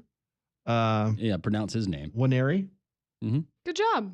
Yeah, the N is silent until you go to Nebraska. And because you're in Nebraska, then you say the N. It's a block in. And at number 11, you've got Dane Key, the wide receiver from Kentucky, who is going to Nebraska. We'll so take it. Nebraska's got 2 of the top 11 players. And then you've got Xavier Chaplin, number 18. He's going to Auburn. He was the offensive tackle that Nathan was talking about. So that was big. And you got to go a while before you find the top ranked player, according to On3, that Alabama grabbed. I'm on page 2. Okay. All right. I am now going to page 3. Okay. It's all about fit, though, Pat. Right. It's fit. Correct. I'm now going to page 4. Mm-hmm. Okay. And coming in as the 100. What is going on? Are y'all hearing this? Yeah. I keep hearing it too, and it's really freaking me out. I'm still looking, Landrum. So not on page. You're on page 4, right? Yeah. 2025, right? Yeah. I'm still looking. How many pages are there? I'm through 193. All right, now Cam Dewberry, Texas A&M's offensive lineman, who came out of the portal to Alabama, he is at number 195. But I could have swore that Hughes, the wide receiver out of Miami, was ranked much higher than him, and I cannot find him on my list. But the point being that a lot of people are a little bit concerned in Tuscaloosa about their use of the transfer portal and what potentially. Okay, I found actually Cameron Calhoun, the defensive back from Utah that committed to Alabama. He's 94th. Okay. So that is top 100. Woo. And then Nakai Hill Green comes in at number 98, the linebacker from Colorado who committed. So Alabama does have a couple of players in the top 100 in the transfer portal. Another reason why, actually they've updated. Isaiah Horton is now 67. So they've got 3 players. But they've only gotten 6 out. And I hate to tell Conrad, but his punter from the Colorado School of Mines did not make the top 200. Oh, man. You just wait, though. You hope you never call his name next year, but you're losing a really good punter. Burnip was very good. But too tall to ride some of the rides. Very much so. But it goes without saying that Auburn has done very well in the transfer portal. And we'll see if Alabama can catch up with their brethren in the SEC because they are well behind. They don't, but everybody else needs good players, Pat. Alabama doesn't. That's why they went 9-4 this year. That's what you're going to hear from some people. I think you will. I think the days of saying the next Savage up is gone. But that's just, one man's opinion. You don't have them all sitting on their roster. Most of them have been paid to go somewhere else. That's right. If you're not going to pay them or play them. Ed, we will get back into that conversation. We'll take your phone calls, 1-800-239-WJOX, and read your text messages at 205-834-9450 on the Courtesy GMC text line.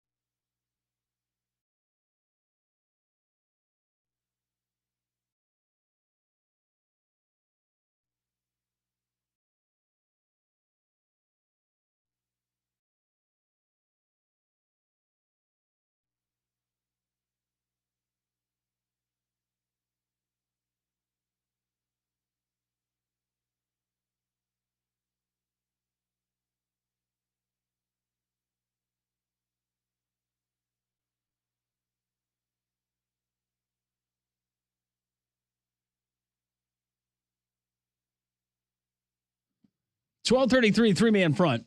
Landrum, Pat, Molly, Conrad, 05-834-9450. Phone lines are as well. Is the SEC dead? Some seem to think so, at least in football. I want to remind you about our friends at Dobbs Ford.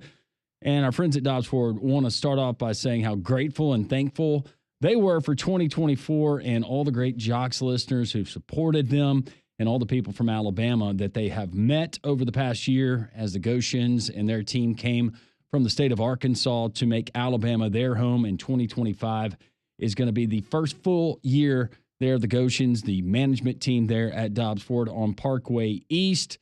Go in, and I heard from Jocks listeners, folks that have just reached out to us and said, hey, Landrum, took you up on it, went and met with the Goshen's and the Dobbs Ford team, and what a wonderful group of individuals, and you were right, and hey, this is a picture of my Bronco. We had Chris that texted into the show, and he sent a picture of the new Bronco. The Bronco sports the F-150s, the Explorers, the Escapes. Look at the full selection there at DobbsFordBirmingham.com. Wonderful people, tell you about it all the time, and I can't say it enough. Just Joey Goshen and Rachel Goshen, his wife, the entire team there at Dobbs Ford. DobbsFordBirmingham.com. Make sure you tell them Landrum from Jock sent you. All right, so Circa Sports and other Las Vegas books right now, they've got Ohio State as the number one team to potentially win the national championship in college football, currently standing at minus 105 to win the national championship.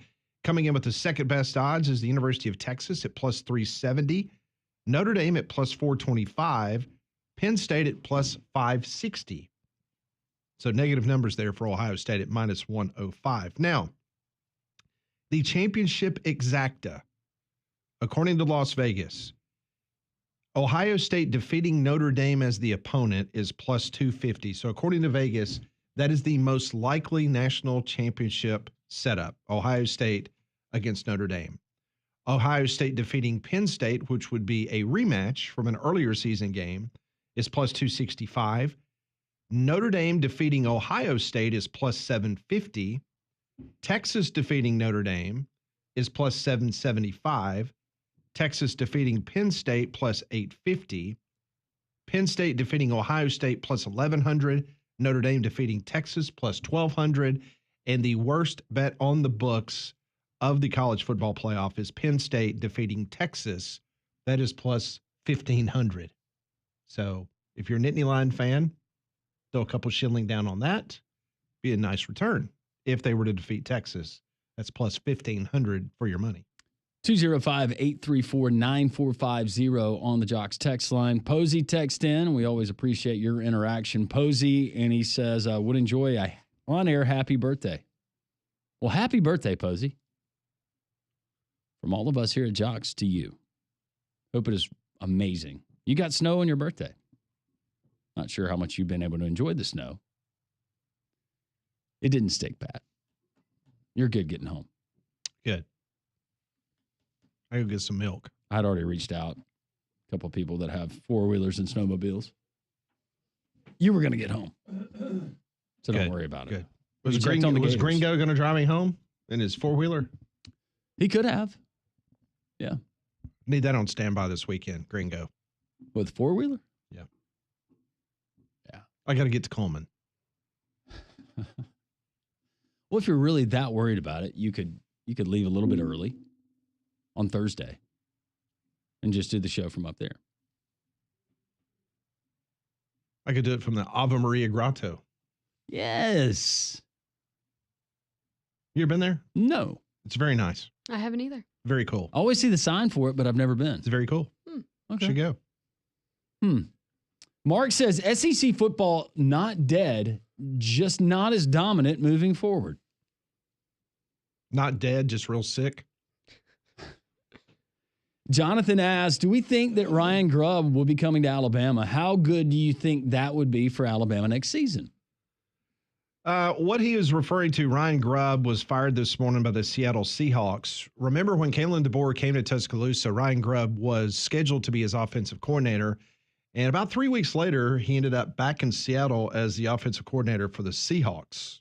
Now, before he went to the NFL, he was the offensive coordinator for Kalen DeBoer. They were 12th nationally in offense.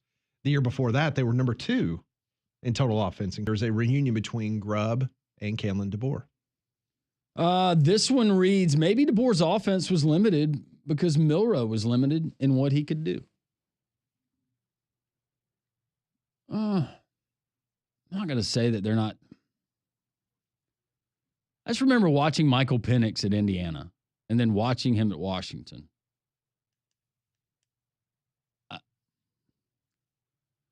I don't know. I felt like Jalen Milroe had everything. I'm not saying it was going to be perfect. It was going to be a Heisman campaign, but I didn't see a whole lot of limitations with what they ran in Seattle or in Fresno in their respective stops and saying, well, Jalen Milroe, he can't do that. What about you, Pat? Yeah, I agree. And this is just my opinion. I think they got down there and they saw that you had a dynamic runner. Penix was not a runner. Penix stayed in the pocket. You had Jalen Milroe. If you looked at his stats, he throws the ball extremely well deep down the field. I don't know if it was offensive line problems. I don't know if it was the scheme that they were trying to run with Milroe, but it just did not translate from what you saw with the Michael Penix offense in Tuscaloosa. Maybe that will change next year. Somebody asking, is Jeremy Bernard possibly waiting on a Ryan Grubb hire? Well, I would think by now that Jeremy Bernard's got a pretty good indication of what the NFL scouts think of him. Now, is he waiting to see if there's other opportunities away from Tuscaloosa and perhaps who would be the play caller? Because you know that Ty Simpson's going to go in as the number one quarterback. I think he might have a reservation on who potentially might be calling plays. Bartman chimes in on Jalen Milroe and says that he had heard that the staff wanted to pivot to more quarterback run-based offense, and Milroe resisted because he doesn't like contact. I never heard that. I'm not saying that that couldn't be accurate, but I just know this, and I was trying to be as transparent as I could the last 2 years of the information that I was given and I believed, is that even under Nick Saban, Jalen Milroe continued to make error after error at practice. And it was extremely frustrating for everybody involved. And it never corrected itself. And that was even the problem where at one point during the season, I was told that Ty Simpson got a lot more work during the week. And do not be surprised if Milroe was going to be on a very short mistake list. And if certain things happen, that Ty Simpson would be given an opportunity. And of course, Milroe goes out and has just an incredible game. And then you never heard any more talk of that. So Lyle chiming in on the weather says flurries in Pelham. That was earlier. I don't know if it's still flurries there, but apparently earlier. And he says, but I just left Colorado where we got 12 inches in 3 days. I'm over the snow, LOL. Well, I say that too. I'd like to get it. If we could have it once, just one time a season, where we can look at it. And if it hampers us from going around, it's okay to have a snow day. For me, it is anyways, and spend the day at home. But after that, I think with anybody else, then it becomes an inconvenience. You like one snow day, right? Mm-hmm. Molly? I like snow. You like snow? Yeah. Told you guys I thought about renting one of those snow machines at Christmas. what was the deepest snow you ever tried to drive in Nebraska? Oh. Now, you had a different vehicle in college than I what you did. have now. Mm-hmm. There was one year, I think it was my sophomore year. We got like 2 feet of snow. Like, I remember you couldn't drive anywhere. Could you get out of your front door? No, you literally couldn't. I remember it was when I lived on campus too. There were like smaller cars that were still parked on the street that you couldn't see them because of the drift. Right. They were just complete, like even like larger cars too. Like I have a picture of one of my friends standing in her doorway. They couldn't get out of their house because the drift was like as tall as she was, and she was like 5'1". So yeah, See, that was and the that's worst I when- experienced. If this sounds horrible, but it's true now. At this stage in my life, if we get so much snow where I have to go out there and manually do work in the driveway just to get things uncovered, like if I have to shovel my way out of my driveway. Oh, the worst. No was, thanks. Like the mornings I would have like 6 a.m. practice, and it would be a morning after we got a snowstorm or something. Luckily, at like 5:45 in the morning, there's not that many people on the roads. There's a few times that would just be ice skating. Now, did with my Lincoln car. did they do salt on the roads before? Yes. Okay. hmm They would do my whole neighborhood too, because They my would. neighborhood would get so bad. So yeah, don't drive on ice. No. Tim says that Pritchett, player that entered the portal from Alabama, former offensive tackle, said he wanted to play left tackle, not right tackle. Just reading the text. Okay. He also gave up 31 pressures last year and 6 sacks. It's because he was on the right side, not the left side. He wanted to play on the left side. Oh, okay. That's his dominant eye. His left eye. I don't know. Alabama defense got a ton of great news this weekend with the announcement of all of the returning players. Thank you, Johnny. Deontay Lawson, Justin Jefferson, Tim Keenan III, LT Overton, Damani Jackson. But with that, you did have some younger guys that were some real big up-and-comers, including, remember the linebacker from Germany? Remember when Nick Saban went to Germany and got the 3-star kid? Mm-hmm. He got into the portal yesterday and left. Steven from Lexington, listening on the Jocks app, he sends us a picture of Lexington, Kentucky, and wow, he said we got 10 inches and 3/4 of an inch of ice. Ooh, see, ice is just no-go, no bueno. You don't mess around with ice. No.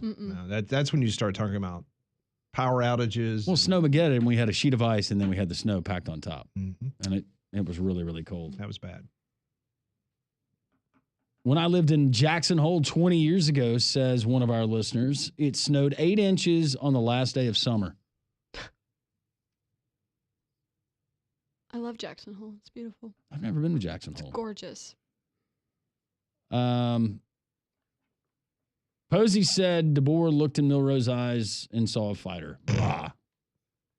Yeah. He saw something. And Ian Westbrook. Hey, Ian. Happy New Year. How about them Lions last night? Who had Gibbs for fantasy? LOL. Tell you what, you just look at what Gibbs is doing in the NFL, and you only had him 1 year in Tuscaloosa. But my goodness, could have utilized him a little bit more in T-Town. And Brandon says Bama is not dead as much as the Brandon from Leeds versus Conrad Stinky Fish Challenge. Still greasy is Conrad. Ha. That will happen. That's going to happen in We still 2025. have the fish. Yeah, it's not going anywhere. Just got to find the right time to do it. It just means it's fermenting more. Ooh, that stuff. All right, keep the text rolling in. 205-8349. We will continue to take your texts and your phone calls at 1-800-239-WJOX. We're wide open the rest of the way. We are going to get into some audio in which Urban Meyer and Joe Klatt says the SEC is dead. That's next.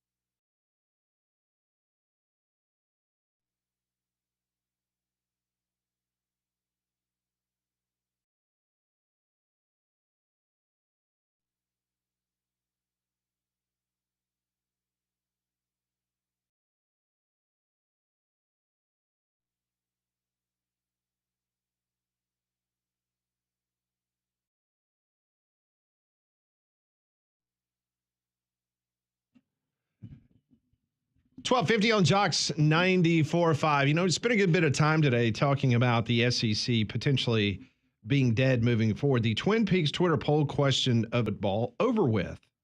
Right now, 84.5% of our audience says no, just an off 2 seasons, whereas 15.5% says yes, the Big Ten has surpassed the SEC in football dominance. While Urban Meyer does a podcast called The Triple Option, he had this to say about the SEC being dead. Take out the previous 15 years of domination by the SEC. Notre Dame had better athletes. Ohio State, Tennessee. Ohio State had much better athletes than University of Tennessee. Illinois, South Carolina.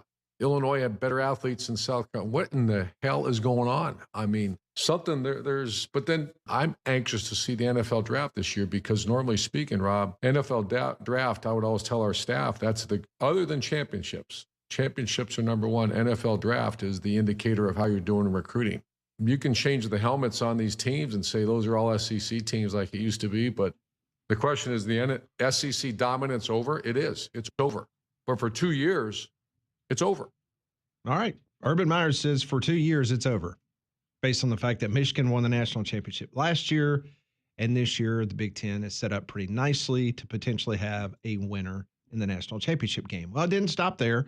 Joel Klatt, another mouthpiece for the Big Ten, this is what he had to say on his podcast in regards to the SEC being dead. The narrative that the SEC is clearly the best conference needs to die because it's pretty clear that it's over. It just needs to die, and it's over because it's been proven to be over. Okay, the games have played out. So let's just try to evaluate the games for what they are and the teams for what they are without all of this spin. Big Ten 4-1 over the SEC in bowl games this year. Do I think the Big Ten was a really good conference this year? Yeah. I cover the Big Ten, by the way. SEC was really good this year? Yeah, they were really deep.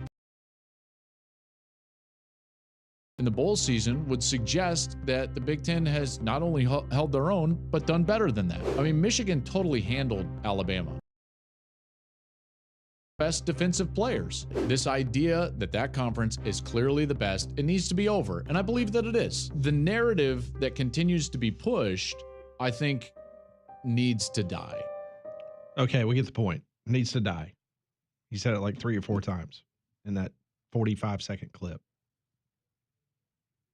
I'm looking at the big board, and this is just by Mel Kiper.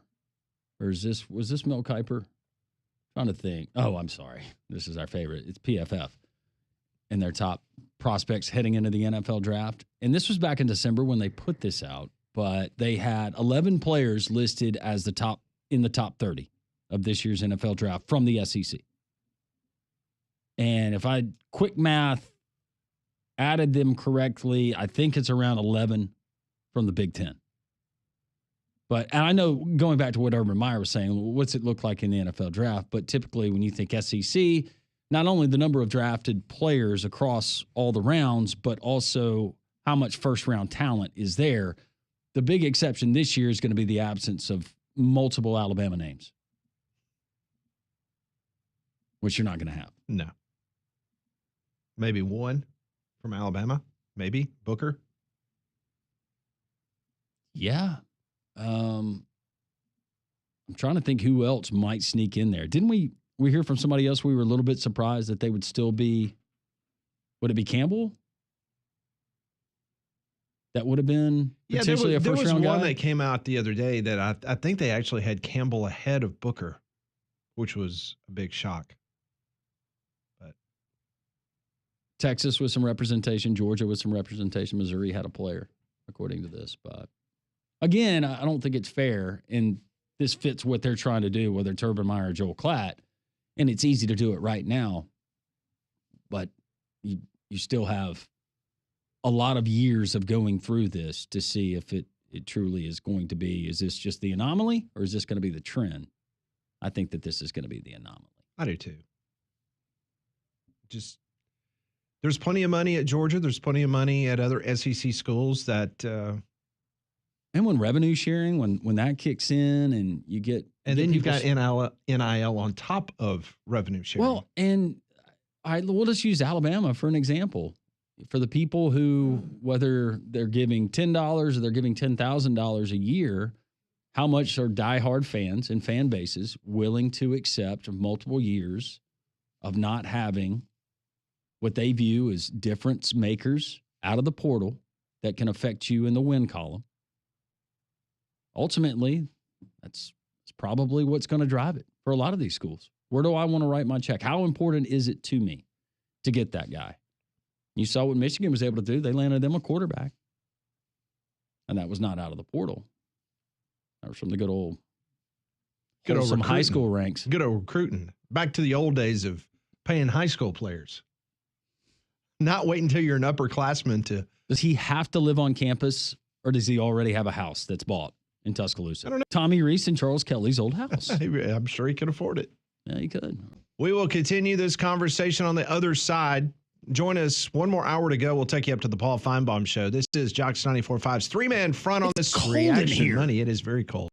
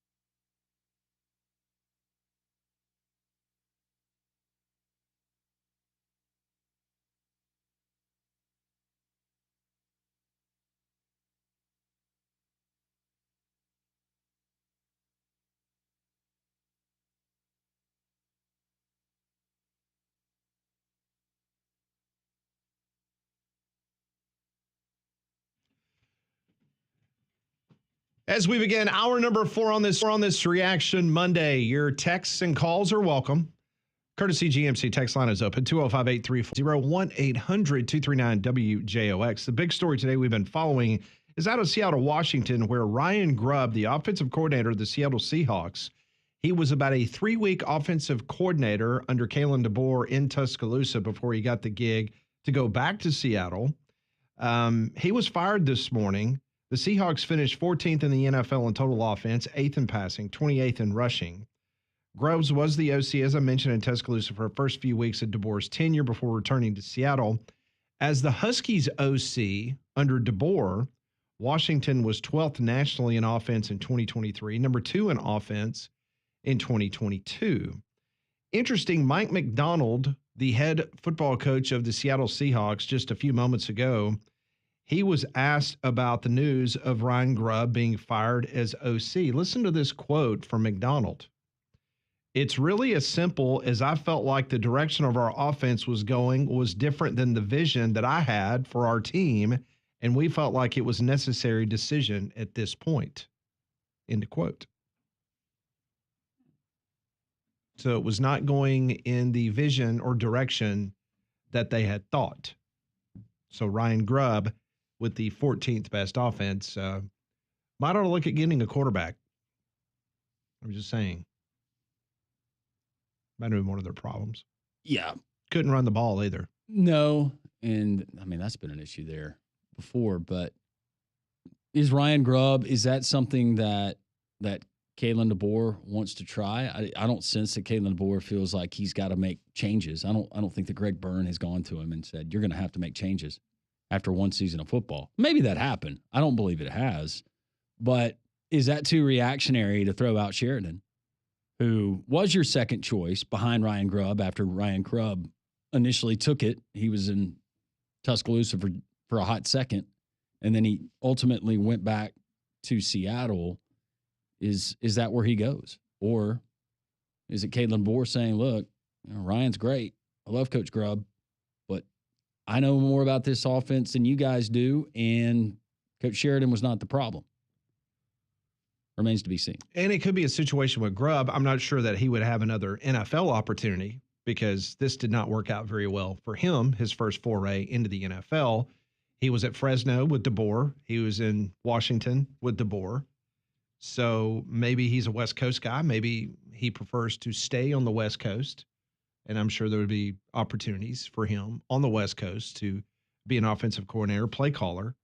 But if he does come to Tuscaloosa, then I would assume that he's the play caller. And Nick Sheridan maybe just goes back to tight ends coach.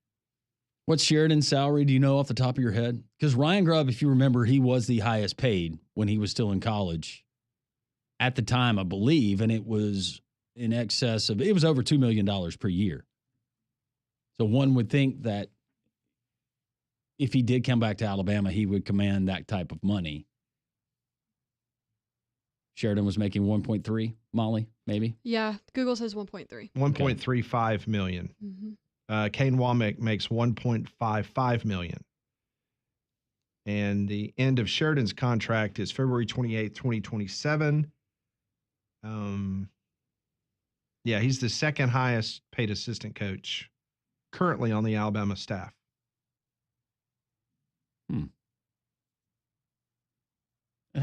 And look, if it's Sheridan, then let's see what it looks like in year two with the different quarterback and some of the different personnel, and now Kalen DeBoer kind of learning the SEC. And I think a lot of coaches had to learn the SEC, the new SEC, and the schedule, and having the addition of teams and how things were going to work out this season. But that's why I said I think it would be unfair to judge Kalen DeBoer and what he's going to do at Alabama based on this season. But I think the criticism is real, and it's totally fair about losing 3 football games to 3 mediocre teams. We said it in the preseason. I mean, if you go and you lose to Georgia, you lose to Tennessee, and you lose to LSU, it's a whole different feeling and conversation going into the offseason. But to be on the cusp of making the college football playoff, and all you had to do is beat a 500 team that looked, let's just be honest, completely awful weeks before you played them, including South Carolina coming in there in Norman, Oklahoma, and just slapping Oklahoma around early. Well, that game was over with at halftime. Yeah. And then you go in there and you put forth that performance.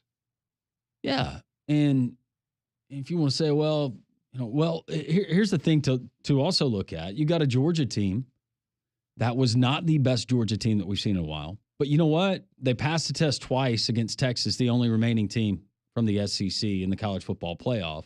And they didn't lose those games to the Vanderbilts of the world or to Oklahoma. They didn't lose those games. Or to, we'll say the bowl game, but Michigan, they were mediocre this year. Let's not pretend, and especially they were mediocre, at least on paper, going into that game. Kalen DeBoer, he lost those games this year. But I think it would be silly to say, well, you're going to get that every year. He's no better than a 9-4 coach. His track record has indicated otherwise, but his 1 year in Tuscaloosa, that is what it is. So, but you can also say that he had the best talent he's ever had in his entire coaching career. No doubt. On this roster this year in Tuscaloosa. Yeah, if you think that Washington's talent was better than Alabama's, you're crazy. It's not a real thing. Yeah. The bowl season, it's had above average television ratings, but they have struggled to sell tickets at these venues. Of the 40 bowl sites this season, 23 had declining attendance than they had the year before. Not a lot of bowl games. I'm happy to say that Birmingham had a big increase this year, the Birmingham Bowl. Birmingham looked, and even with the bad weather that we had here that day, on TV, the overhead shot, it looked really good. Awesome, yeah. Looked really good. It was like, wow, this bowl game looks a lot different than a lot of these others. And I'll give them credit because even when there were periodic rain showers during the game, it did not affect the crowd. No. Like the crowd didn't disappear into the portals and stuff like that. I mean, they came prepared. The college football playoff quarterfinal TV ratings, they have come out, and the quarterfinals averaged 16.9 million viewers per game. It was a 59% increase over the 10.6 million for the first round of the playoffs. Number one was the Rose Bowl, averaged 21.1 million viewers. The Peach Bowl, which of course featured the double overtime Texas win, 17.3 million. Sugar Bowl, which was obviously delayed because of the terrorist attack in New Orleans, played in the afternoon. 15.8 million people tuned in on a weekday afternoon to watch that game. The Fiesta Bowl came in fourth. Penn State's New Year's Eve Bowl win over Boise State had 13.8 million viewers, but the viewership was up over the first round games, which garnered only about 11 million. Almost 17 million watched those. Not sure if you saw this, but this is an interesting story, and it continues to be good news for Oregon State and Washington State. So in addition to the fact that they are members of the college football playoff, so the so-called Pac-2 or whatever you want to call them, they're going to get money paid out because they are a part of the college football playoff. Now, they didn't have a team make the college football playoff to get additional revenue, but they will get a split just like other conferences. So in addition to the college football playoff payments, the Cougars and the Beavers have sole access to the terms of the Rose Bowl's agreement with the Pac-12, its longtime partner. The deal remains in place for the next 2 seasons. So the Pac-12, or these two schools, they receive approximately $50 million annually as part of their arrangement with the granddaddy of them all. $50 million in 2 years will net those two schools $100 million because of their arrangement with the Rose Bowl. Nice. It's pretty good. A little forward thinking there by the old Oregon State Beavers and the Washington State Cougars. Hey, go Pac-2. Yeah. Go Pac-2. Go Pac-2. I just find that interesting how they were able to cut that deal and make that happen. I mean, for those two schools to be able to, I mean, you've got coaches leaving. Washington State, that is just, well, Oregon State too. That's been a revolving door. Mm-hmm. No, not too bad. But you said 23, was it 23 bowls in attendance that lost? Yes, declining attendance in 23 bowls. And I'm sitting here looking at the list. Rose Bowl was down. Peach Bowl was down. Sugar Bowl was down for obvious reasons. Music City down. Liberty down. Sun Bowl down. Mayo Bowl down. Celebration down. Gator down. Military down. Holiday down. Pinstripe down. LA Bowl down. New Mexico down. Quick Lane down. Guaranteed Rate down. 68 Ventures in Mobile down. Boca Raton down. New Orleans Bowl down. Potato Bowl down. Cure Bowl down. Hawaii Bowl down. The Bahamas Bowl, which wrapped everything up. 4,610 people. Stadium looked like it had been upgraded, though. It had. Still had terrible turf. Mm-hmm. But you had gates that kept just random people from wandering on the field, which I thought was big. 4,610 people decided that they did not want to go to the beach in the Bahamas and go watch football. I would like to make that trip. I've never been to the Bahamas. Have you? I have not. I know, Molly. How many times? Like twice, I think. It's okay. So she's been to the Bahamas, but she's never been to New Orleans. No, I've been to New Orleans. I was just You've never been to Bourbon Street. no. I was very little when we went. Like I don't remember it. So she's been to the Bahamas twice and been to Europe 17 times, but she's never been to Bourbon Street, which is 3.5 hour drive. You need to stay away from Bourbon Street, anyways. I'm not talking about the recent events. No, I'm just saying. Right. Does it seem like your cup of tea? No, I think you're right. But you never know. It might beat the salad bars in Iowa City. Nothing by will the beat way, the salad do bar. not eat from a salad bar if you do go to Bourbon Street. I won't. That's different. And don't go to a Crystal. Well, if you're going to go, make sure you get plenty of coffee in you, caffeine to keep.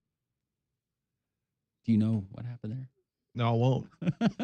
I'll let you Google it. Uncle Landrum's not telling you. I can tell you that. No. 2025, no more training. No. Your text messages, plenty of them are in right GMC text line. That's next on 3 Man Front.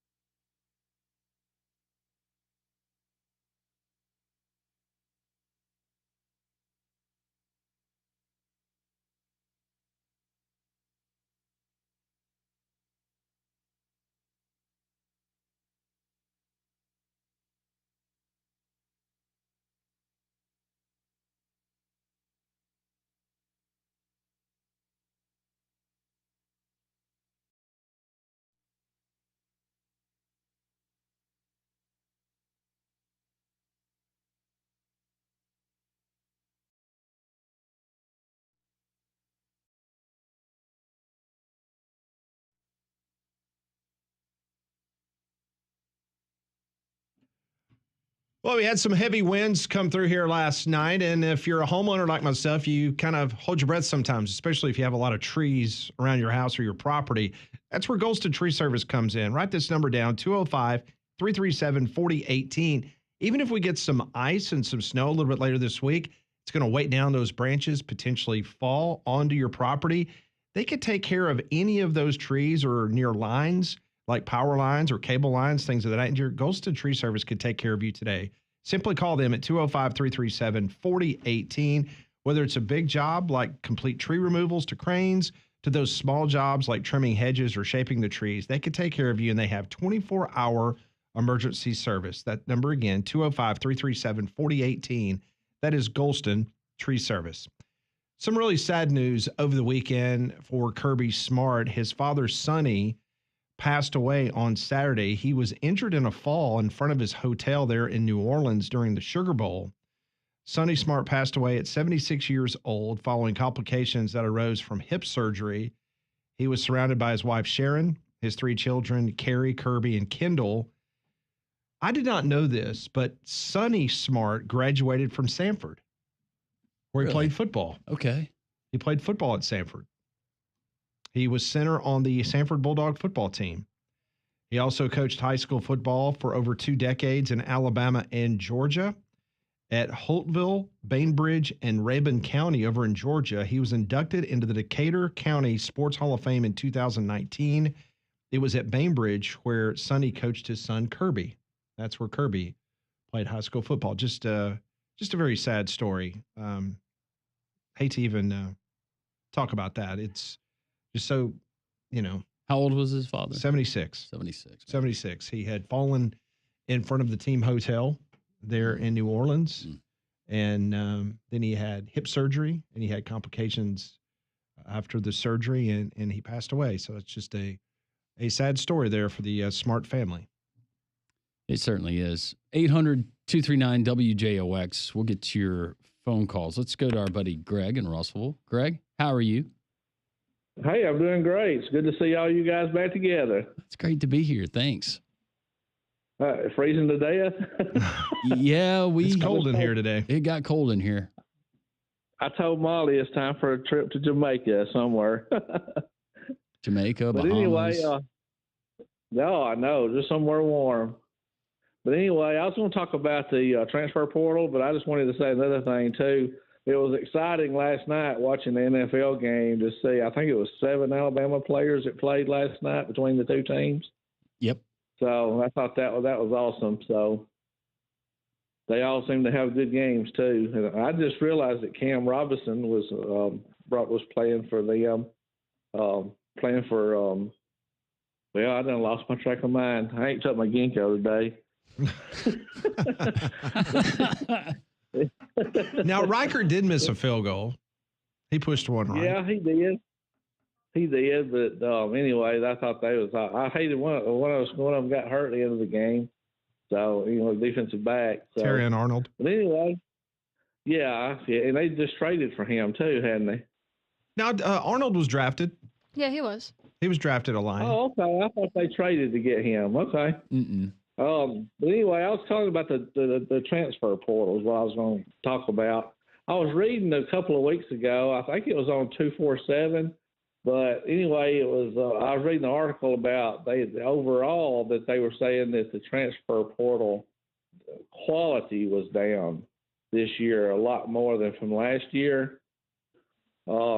I don't know. Do you agree with that? I mean, I know there's more in it this year than last year, but is the quality type players different this year than last year? And how many do you think most teams should try to get?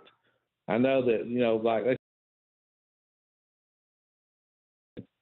transfers in one season, and like Florida State, I think had 17 or 18 last year.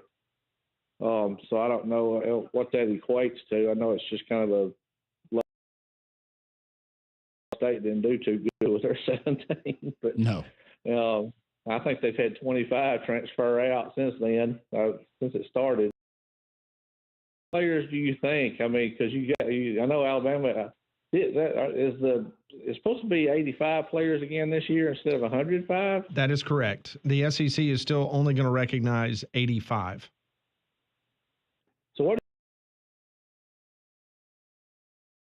whether you want quality or if you're trying to wait around, like Alabama, for instance, only having 6. To me, it seems, Greg, like, and this might be, but just when you brought that up and going back to last year's portal, the earlier portal window, it does seem like there were more big name players in the portal that we knew about. Now, that doesn't mean that it's any different. I don't know. I haven't gone and looked at the ratings and the composite of what it looks like total. But as far as year to year, who knows? Because the average is around 19 players per roster if you just take the total number of FBS teams and the total number of players from the FBS that are in the transfer portal as it is now. But I think it's going to be a year-by-year basis. I don't think that it's set in stone where you say, well, hey, we got to take this many or that many. I think the exception to the rule would be guys that decide that they want to stick around. And maybe the nature of some of these initial NIL deals, they get restructured and teams start kind of learning after 5 or 6 years of the portal and NIL that this is what we have to do to consistently retain the bulk of our roster.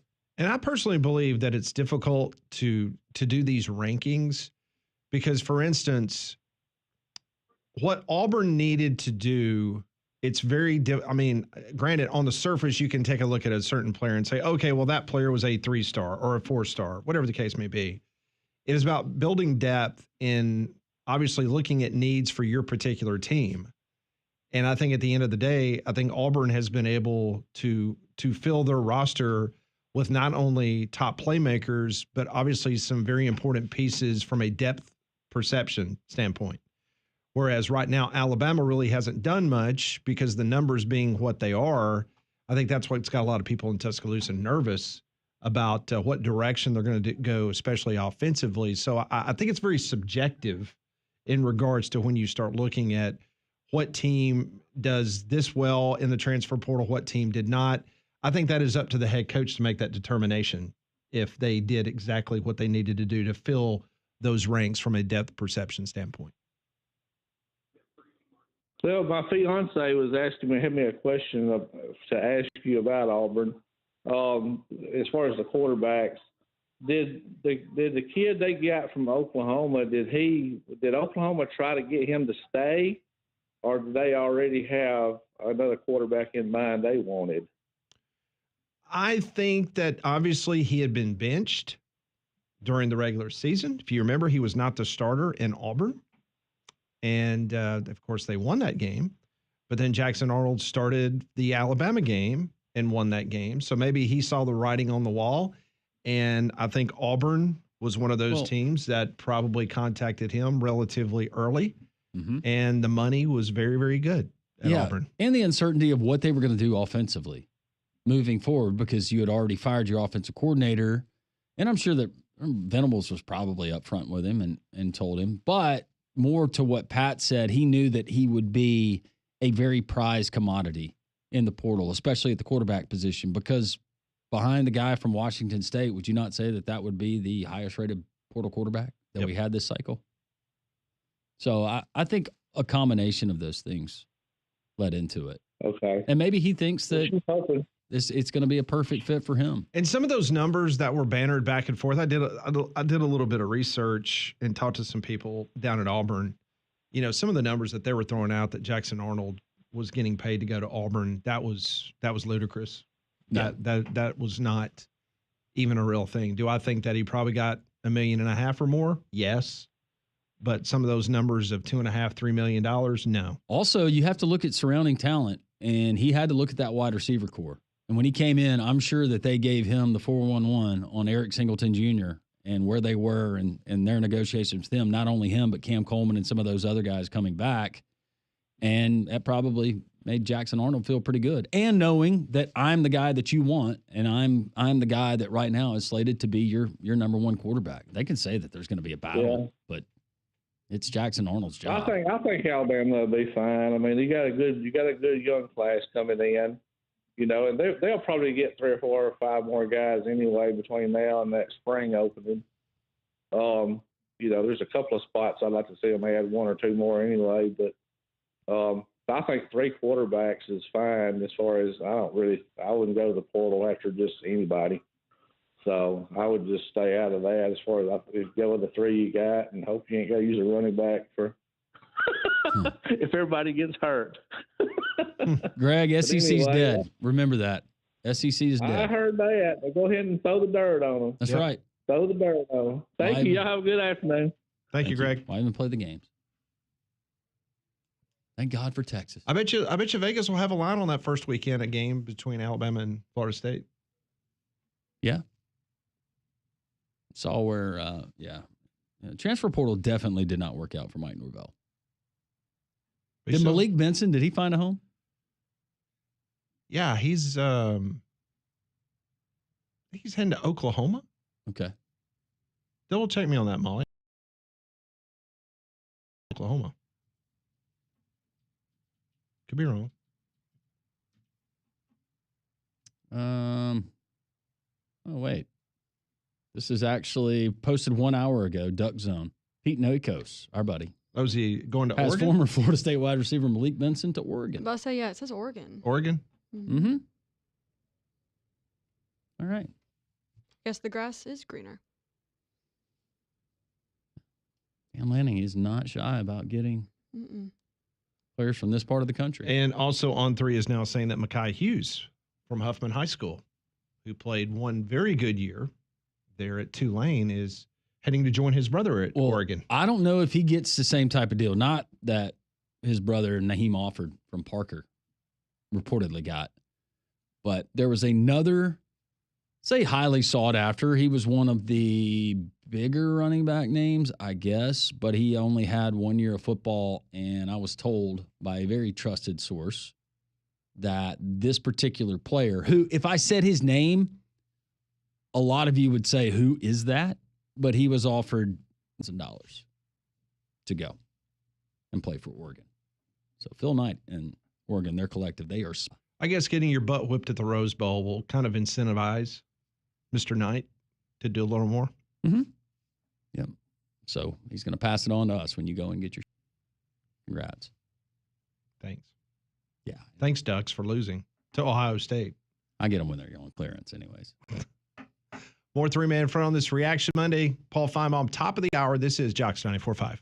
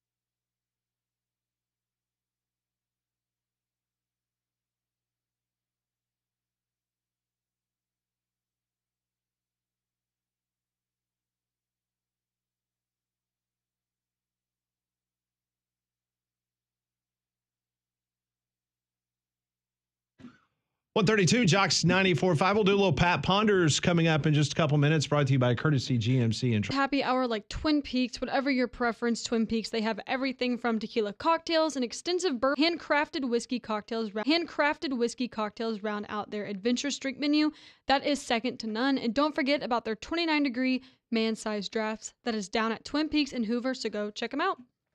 133 here on Jocks 94.5. Each and every day we try to do this. I come up with 5 questions. They give me answers. This is what we call Pat Ponders. I want to know what you're thinking. Tell me what's on your mind. It's time for Pat Ponders. Brought to you by Courtesy GMC and Trustful. Visit them exit 32 off of I-459 or visit them online, of course, at courtesybirmingham.com. Question number 1. Yesterday, before their NFL finale, the Patriots had the number 1 pick in the draft. All they had to do was lose to secure the top spot. Instead, they beat the division champion Bills and fell to the 4th pick in the draft. My question is, why in the world would the Patriots go all in and win that game?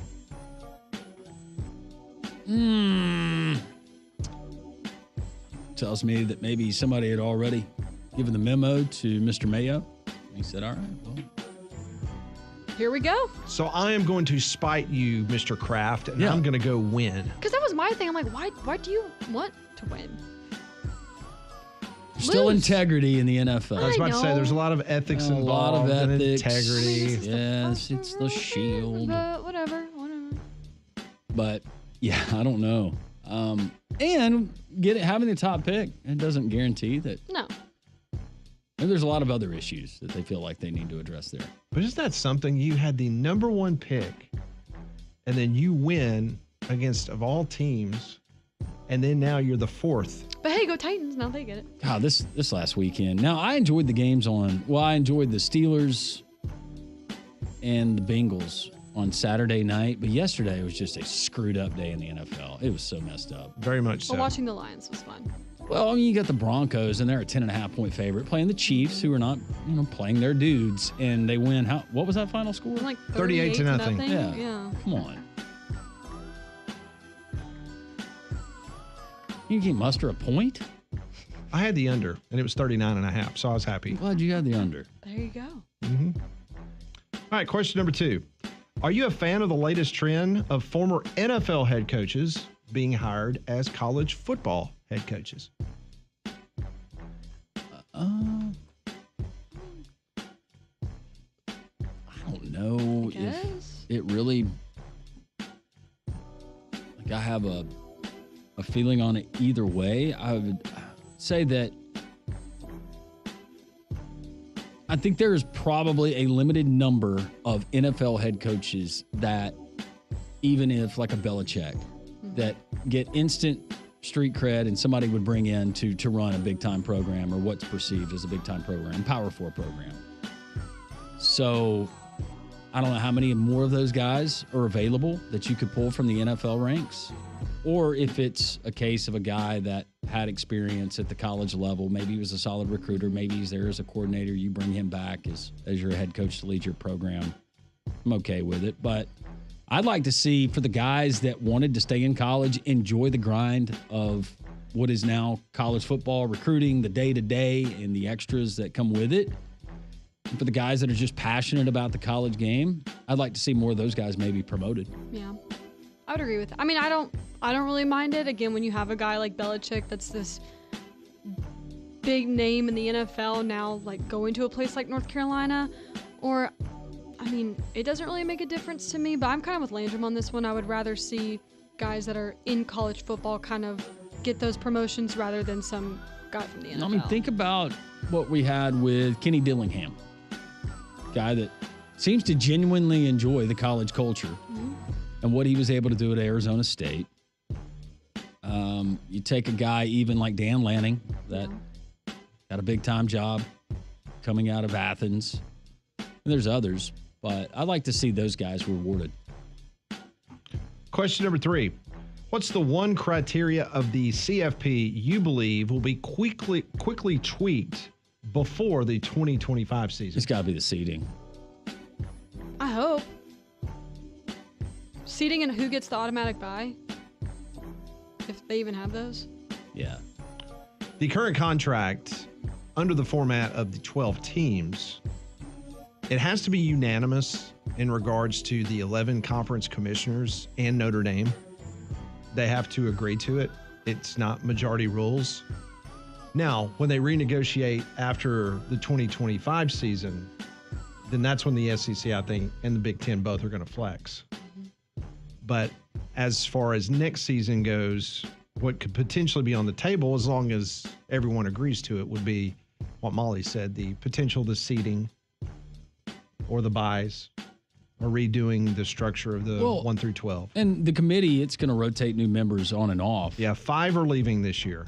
But next year, it'll be fascinating if we have a same type scenario in place to see how much of an effect SMU laying the egg, Indiana getting beat the way that they did, how much of an effect will that have moving forward? Namely, your SMUs of the world on the College Football Playoff Committee and keeping out a team like Alabama, South Carolina, or Ole Miss. And speaking of that, great segue to the next question. So does the lack of the overall postseason success this year by the SEC, does that damage the league's position to demand 4 automatic bids in the 2026 college football playoff format? No, I don't, because outside of the college football playoff, are you saying the performance of the SEC? Last 2 years? Mm-hmm. Does that damage their credibility or the potential of them demanding having 4 automatic qualifying spots in 2026? I don't believe it does. I'd be shocked if it would. Mm-mm. So no. You don't think people in the room would say, why do we need to give you 4? Show me what you've done on the field to compete against everybody else. Like, you should get as many as the ACC. Fair. That's what's going to be said in the room. Right. I don't agree with what the argument's going to be, but don't think for a second that these people are just going to absolutely just kind of, oh, okay, no problem. Yeah, whatever you need, SEC. Mm-hmm. Like, why Unless do we need to give it the to you? SEC and the Big Ten say. Correct. But now the Big Ten having what it appears to have the upper leg over the SEC, would they actually be a drafting partner with the SEC? And I find it hard to believe because they know just as quickly as it can go your way, spin back around. It can spin back around, and what is best, and why not have another powerful Brett Yormark ally? and Jim Phillips are not going to sit there and just absolutely say, no problem, guys. No. I mean, Yormark and Phillips are going to crow as loud as they possibly can about the SEC falling flat on their face. And they do not like Greg Sankey, I promise you. No, but in turn, he could point to Jim Phillips and say, well, SMU, you looked really, really good. They're in Happy Valley. Yeah, you guys went 2-11. You threw 18 pick sixes in that game. Way to break a record. And then Big 12, you're crowing about the Big 12, Brett, but... Well, the officiating screwed the Big 12. Well, yeah, I guess you could come back with that. It could be we need more standardized officiating across the board. But... I tell you what, I would love to be a fly on the wall in that January 20th meeting. Yeah. In Atlanta. Me too. That morning. Kind of lay the groundwork to a very interesting offseason, to say the least. All right, next question. Don't know if you saw this over the weekend, but Jaden Rashada, he is in the transfer portal. He is leaving Georgia. Ooh. So my question is, if you're another team and you're looking for a quarterback, if you're a college head coach, would you consider signing Rashada? If I'm at a big-time program in the Power 4, I probably stay away from it. I will do my due diligence. I will call where he has been and check in and do my background. But no, I'll probably stay away from it. If I'm at Sacramento State. Ajay Hall? Throw the ball to Ajay Hall. Yeah, come on. See, I don't know about Power 4, but maybe like a group of 5, probably. Or like I want to say like a lesser Power 4, but a non-contender maybe. Just depends. I mean, just look at what Arizona State's done once Rashada left. Right. That's a good point. Just to remind our listeners, so in 2022, he commits to Miami. And then 5 months later, he decommits from Miami. He goes to Florida. And then a month later, he signs with Florida. And then a month after that, he receives his release from Florida. And then a month after that, he signs with Arizona State. He plays 3 games. And then, obviously, this last April, he leaves Arizona State. He transfers to Georgia. And then in May, he sues Billy Napier. There it is. And the Florida Boosters. And so now he is leaving Georgia, did not play 1 snap in 2024. And how old is he? What, 19, 20? I do not have his age. I think he's I'm pretty guessing young. he's 20. He was buried on the depth chart at Georgia. He was behind, obviously, Carson Beck and Gunnar Stockton. He's 21. Ryan Puglisi is ahead of him on the Georgia depth chart. Puglisi? Mm-hmm. Puglisi. Puglisi. Mm-hmm. Not seen the tape. Of Puglisi or Rashada? Puglisi. Puglisi. It's a fun name. He's a true freshman. You don't have any of his high school tape? Really start paying attention to him until they're in the portal. Until That's when you pay to attention this to him. guy. Yeah. Hey, until Pro Football Focus gets some stats on him, I don't even look at him. Yeah. That's PFF rule. Yeah. That's today's Pat Ponders, brought to you by Courtesy and Trussell. Visit their online inventory at courtesybirmingham.com. We got your text. We will get to your text 205-834-9450. Also time for you to chime in as we continue the Monday edition of 3-Man Front in your home for college football and college basketball. Josh 94.5.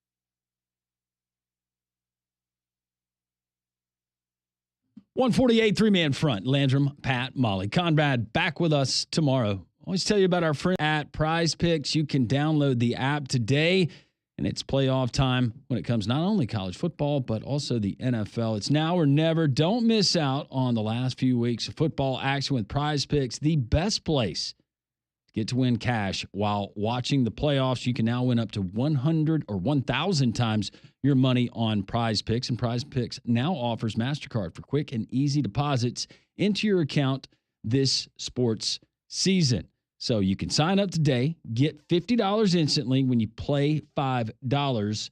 That's right. You don't need to win that game. You just mention WJOX, the promo code, and you're going to get $50 in a bonus. It's absolutely guaranteed. And Prize Picks also offers weekly promotions that can lead to big payouts like Taco Tuesday each Tuesday. Prize Picks discounts select player projections up to 25% to provide even more value for your lineup. So download the app today. You can sign up, get the $50 guaranteed. You don't have to win your first matchup. It's just by mentioning promo code WJOX. Download Prize Picks, and we appreciate their partnership here on Three Man Front. The text line is open, 205-834-9450.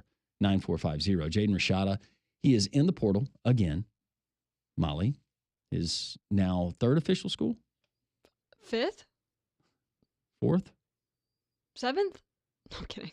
So initially it was Miami, then it was Florida, then you had Arizona State. This will be his 5th school. Arizona He State. said 4. Yeah. It's a lot of Miami, schools. Florida, Arizona State, Georgia. So he's going on to his 5th. Drake, big Florida fan, says, and just think, guys, Florida was going to pay Rashada $13 million. I think you got a good one in Lagway.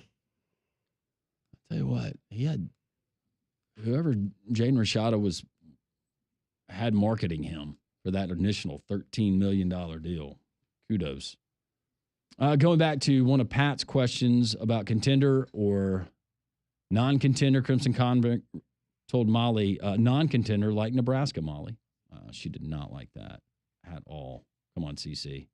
Mark says, we liked SMU and Indiana being skull dragged, but we dare not mention the Vols sucking it up.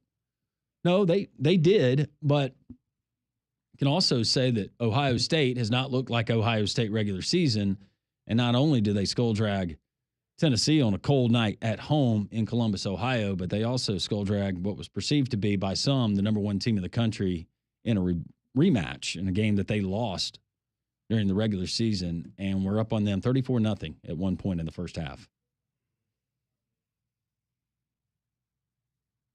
Back to the Patriots not bombing yesterday and losing that top overall pick. This one comes in and says, Patriot players still have performance incentive bonuses to play for. Why would they care about the draft pick if it meant less money to them? I'm with you. Think about this. So Mayo was fired yesterday, right? After one season. Based on his contract and what now the Kraft family have to pay him, he is going to make $9,000 per day moving forward.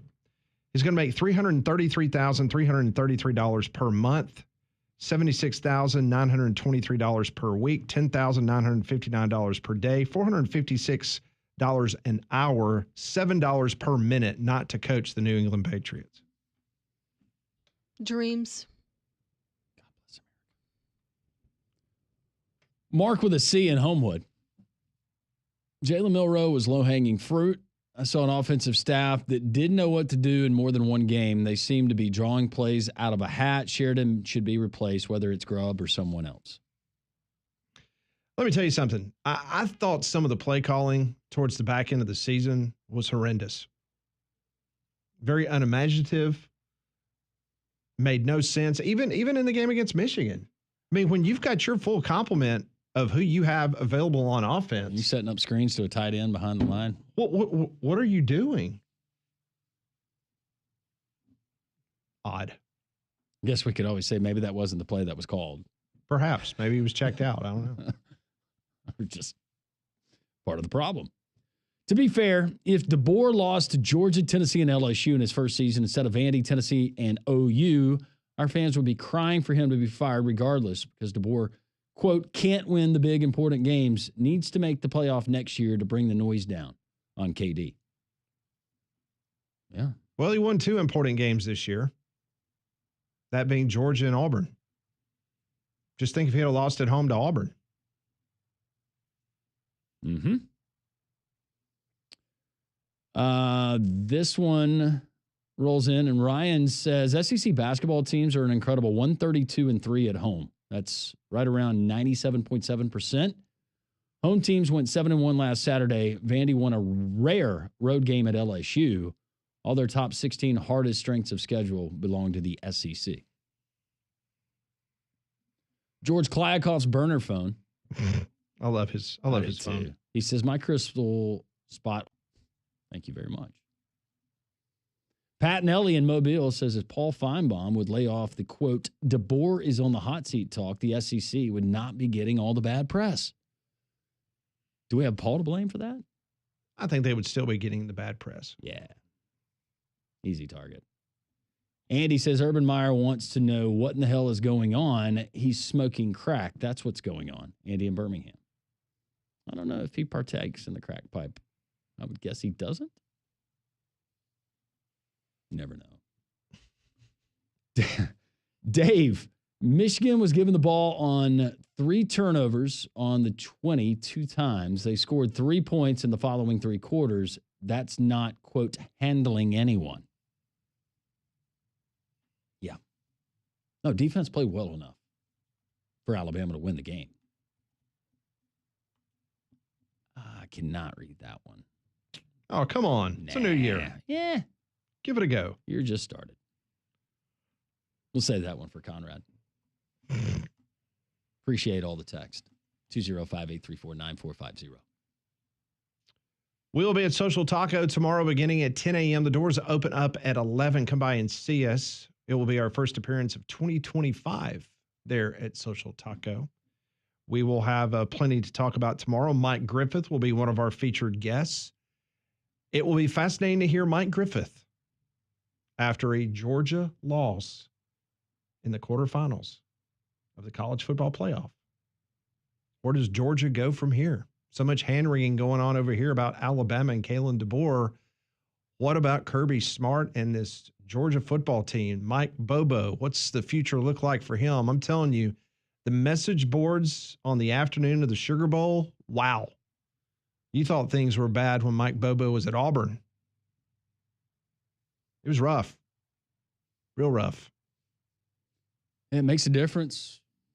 You got a quarterback that has Carson Beck.